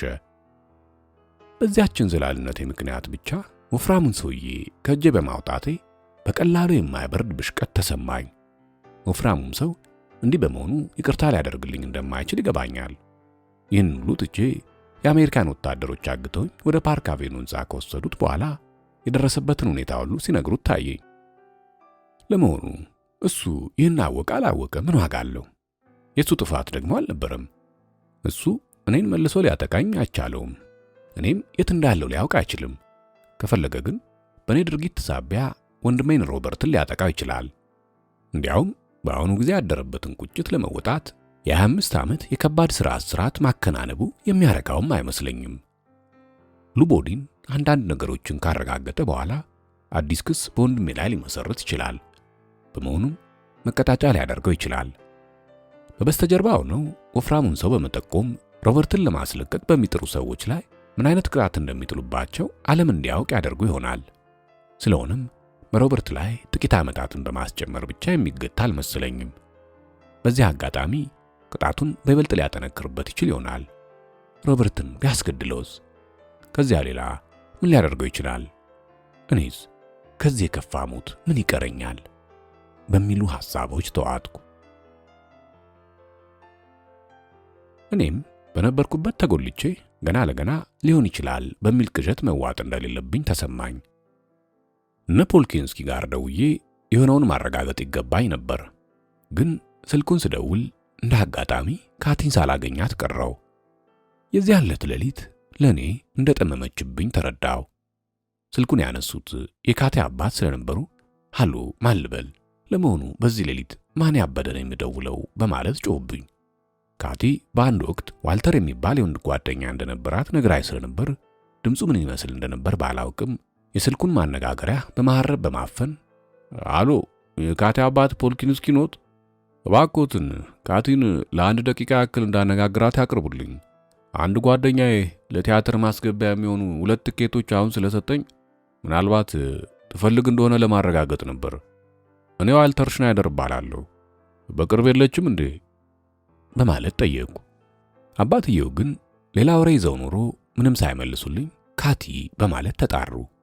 ቴሌፎኑም በኃይል በቁጣ ስሜት ሲያስቀምጡት ተሰማኝ። እኔም ካቲ ስልኩን ስታነሳው ዋልተር ሽናይደር የተባልኩት እኔ ነኝ ካቲ፣ ታነጋግሪኝ ትቻለሽ? በማለት በማንሾካሾክ ጠየቅኳት። በቴሌፎኑም የሚነጋገሩ የወንዶች ድምፅ ይሰማኝ ነበር። በጎረቤቶቹን በወታደሮች ቤቱ ብቻ እንደተወረረ ታየኝ። ካቲም እስከምትለየኝ ጥቂት ጊዜ ፈጀባት። ማን አልከኝ ካለች በኋላ ትዝ አላት መሰለኝ። ዋልተር ነህ? ለመሆኑ እንደምን አለ? እዚህ ያለው ጫጫታ ይሰማ ይሆን? አለችኝ። እኔም ካቲ እኔን ለማዳናት ሞክሪ፣ ለመሆኑ አገኙት እንዴ? በማለት ጠየቅኳት። ካቲም ኧረ አላገኙትም፣ እንዲያው ነው። እኛ የረብሽን አንድ ተዘዋዋሪ ሌባ ነው በማለት ጮክ ብላ የምታስረዳ ይመስላ ችግር እንዳልተፈጠረ እንዳውቅ አደረገች። ከአጠገቧም የሚያጉረመርሙ ድምጾች እየራቁ ሲሄዱና በሩም በኃይል ሲጠረቀም ተሰማኝ። በዚህ አጋጣሚ የተቻኮለች አሁን ሁሉም የእግር ኮቴ ፍለጋ ወደ ቤቱ በስተጀርባ ሄደዋል። እስከሚመጡ ላነጋግረህ ጊዜ አለን። ስማ፣ ያኔ ወደ ኩሽና ቤቱ ስትሮጥ አይቼ ፓፓን በማሳሳት ወደ ጓሮ እንዲሮጥ አድርጌ ከነገርኩት በኋላ አንተን ደግሞ ወደ ነማክና ማራንስ ሕንፃ ስትሮጥ አየው። ወደዚያ ወፍራም ሰው በድንገት እንዳይገባም በማለት እኔም በሩጫ ሄጄ የመኪና ቤቱን በር ቆለፍኩት። ፖሊሶች ሲመጡ ከአባቴ ጋር ሆነን የመኪና ቤቱን ፈትሸን እንደዘጋ ነው ስለነገርኳቸው አይተን እናረጋግጥ ብለው አላስቸገሩኝም። በመኪና ቤቱ ላይም ፈጽሞ ቀልባቸው አላረፈም። በዚህ አካባቢ ጥርጣሬ አላደረም። ፓፓ አሁን ሁሉንም ፖሊሶች ይዞ ወደ ቤቱ ጀርባ ሄዷል። እዚያ ጠንከር ያለ አሰሳና ፍተሻ እያካሄዱ ነው። እንዴትም አድርጎ እንዳበረረ ለነሱ እየተረከላቸው ነው። እሱም ቢሆን እኔ እንዳታለልኩት ፈጽሞ አልገመተም። እንዲያውም በድንጋጤ ደራሽን ያጠፋ መስሏቸው ሁሉም ተደስተዋል አለችኝ። እኔም ካቲን አረ ለመሆኑ እኔን አላወቁኝም ብዬ ጠየቅኳት። እርሷም አይ ከእግር በስተቀር ያዩት ነገር ባለመኖሩ ፈጽሞ አላወቁም በማለት አረጋገጠችልኝ። በዚህ ሁኔታም ትንሽ ፋታ በመገኘቱ እንደመረጋጋት ብዬ በይ እንግዲህ እንዲህ ከሆነ በጣም ጥሩ ነው።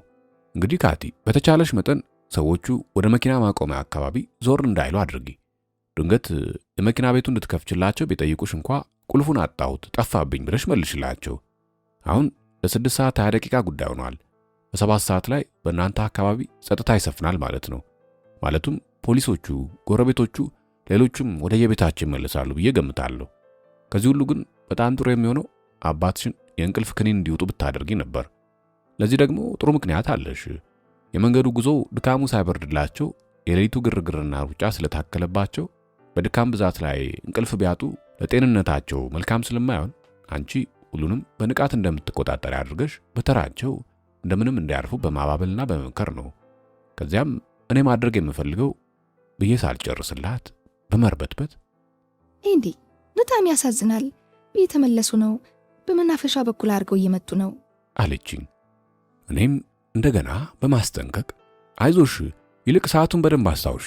ልክ 7 ሰዓት ካናቱ ላይ ሲሆን አትዘንጊሽ ካቲ። አባትሽ የሚተኙ ከሆነ ሁሉም ነገር በቀላሉ ይሳካል። ታዲያ በ7 ሰዓት ወደ ባኞ ቤት ውጭና መብራቱን አብሪው። ከዚያም አጥፊው። እንደገናም አብርተሽ አጥፊው። በዚያን ጊዜ እኔ ያንቺ ምልክት ካየው በኋላ ተመልሼ መኪና ማቆሚያ ቤት ውስጥ ገባለሁ። ቁልፉም ስለሚያስፈልገኝ ወጥ ቤቱ በራፍ ላይ ከምታስቀምጫቸው የወተት ጠርሙሶች ስር ደብቂልኝ። ደግሞ 7 ሰዓቱን አትርሺ በማለት አስጠነቀቅኳት። በዚህ አይነት ሁኔታ በመነጋገር ላይ እንዳለን አባቷ እየጮሁ ሲሳደቡ ሰማዋቸው።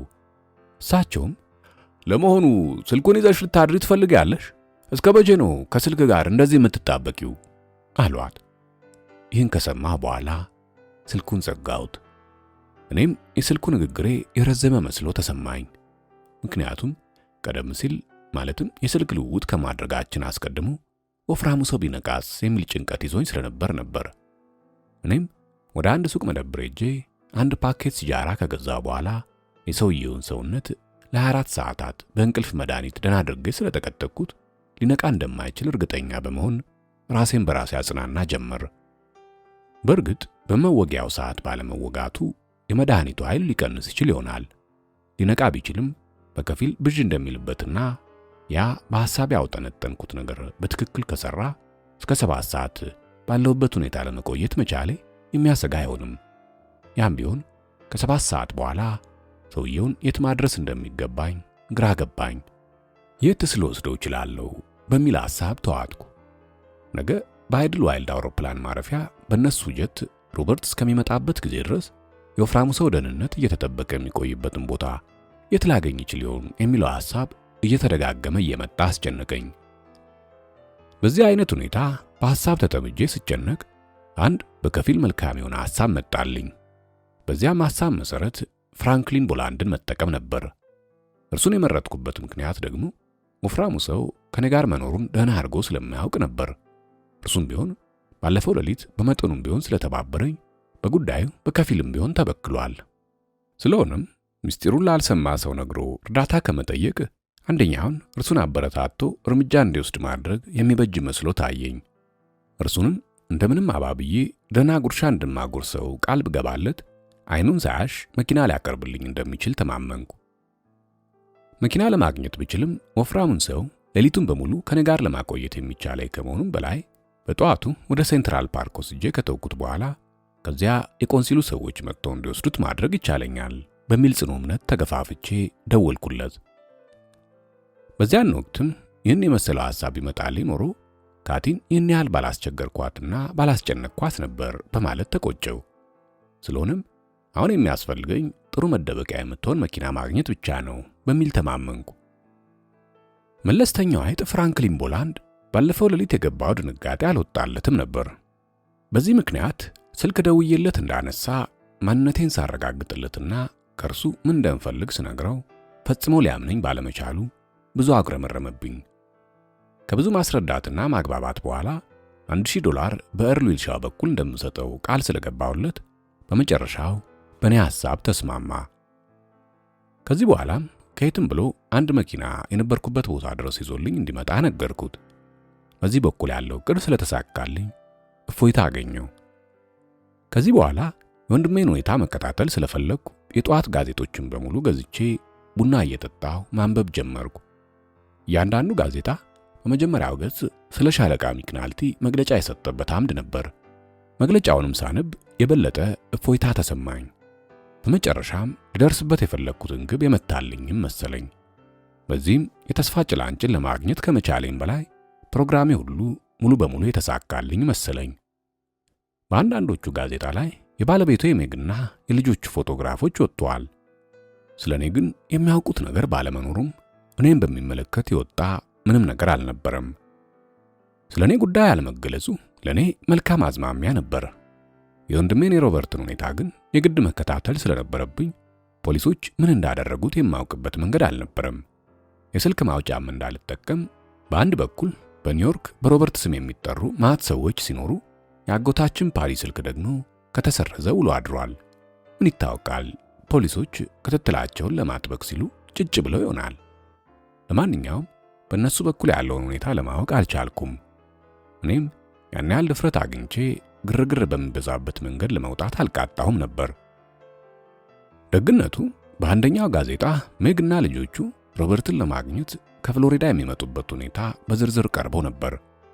በዚያን ጊዜ ሰዓቱ በግምት ለ6:05 ጉዳይ የሆነ ይመስለኛል።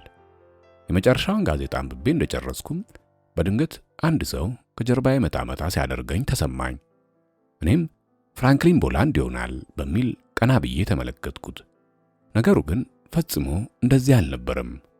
በዓለም ምንጊዜም ላይ የማልፈልገውን ሰው ከአጠገቤ በድንገት አገኘሁት። ያም ሰው እኔን እየተከታተለ ፍዳይን የሚያበላኝ ጃክ ሄነሲ ነበር። ለጥቂት ደቂቃዎች ሁለታችንም አንዳችም ቃል ሳንለዋወጥ መፋጠጥ ጀመርን። በስተጀርባዬም ቆሞ ስስ ከንፈሩን እየጨመቀብኝና በግዙፍ እጁ የያዘውን ሽጉጥ በኮቱ ውስጥ ሸጉጦ ይመለከተኝ ጀመር። አይኑን ለደቂቃ ያህል እንኳ ከኔ ላይ ሳይነቅል በእግሩ አንድ ወንበር ሳብ በማድረግ እንደ ጤነኛ ሰው ካጠገቤ ተቀመጠ። ወደ እኔ ጠጋ ብሎ ለስለስ ባለ ድምፅ አንድም ነገር ባትሞክር ይሻላል፣ እድልን ሁሉ እንዳታበላሽ ጃክ፣ ከዛፍ ያመለጠች ፍሬ መሆንን አትዘንጋ። አንተን ፍለጋ በርካታ ወታደሮች ከተማውን አጥልቅልቀውታል። እኔም አንተን እንደ ተዋን ከግድግዳ ጋር አጣብቄ አንጀትን ላውልቀው እንደምችልና ይህንን በመፈጸሜ ማንም የሚጠይቀኝ እንደሌለ ታውቃለህ። ገባህ? በማለት ያስፈራራኝ ጀመር። እኔም በሁኔታው በጣም ግራ ከመጋባቴ የተነሳ አፈጥበት ጀመር።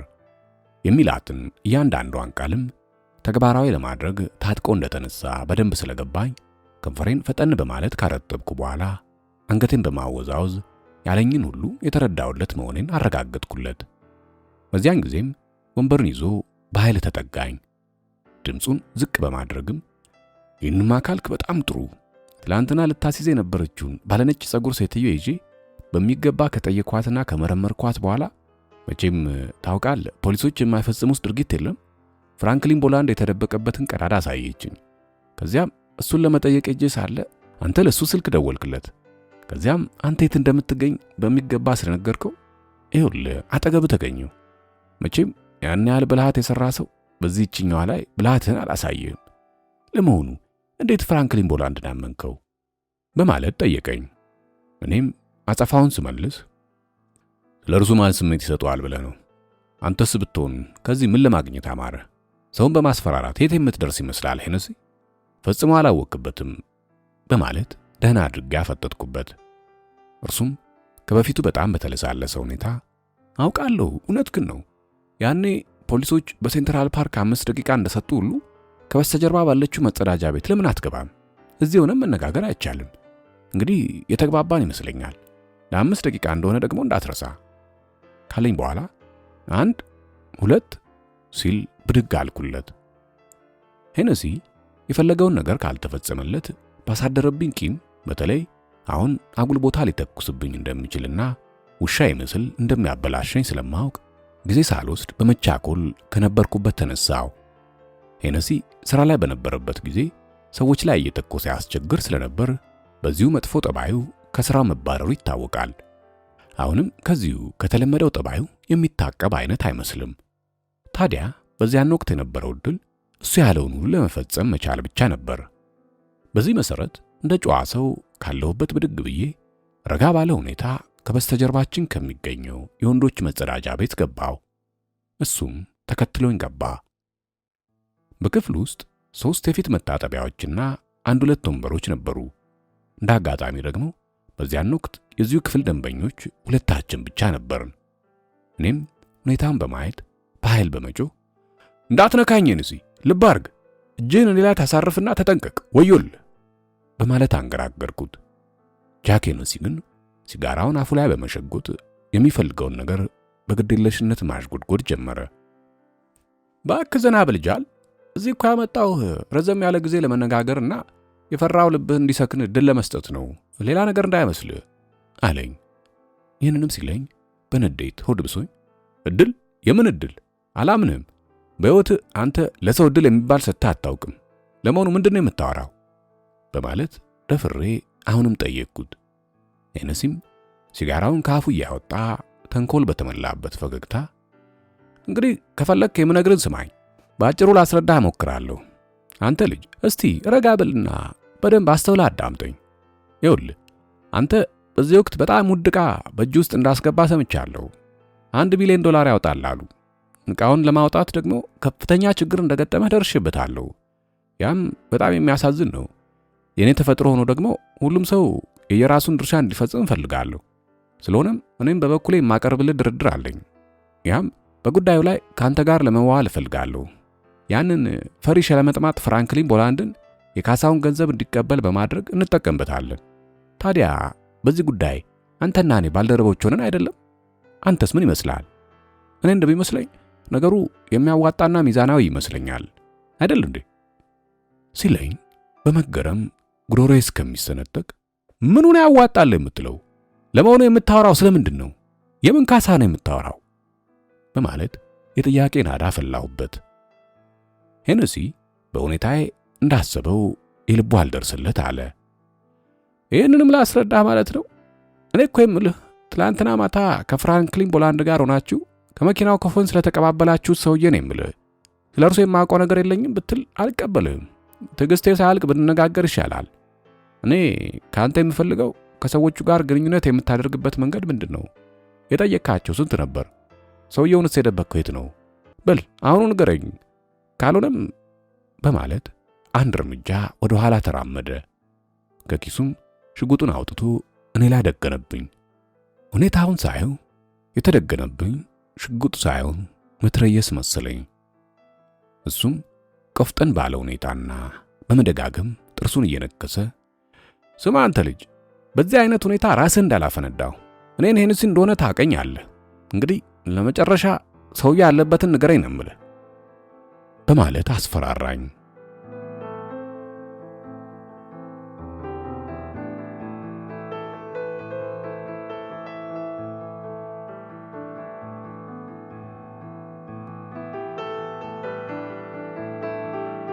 ጠላፊው ክፍል 6 ይቀጥላል። ላይክ፣ ሼር፣ ኮሜንትና ሰብስክራይብ ማድረግ አይረሳ።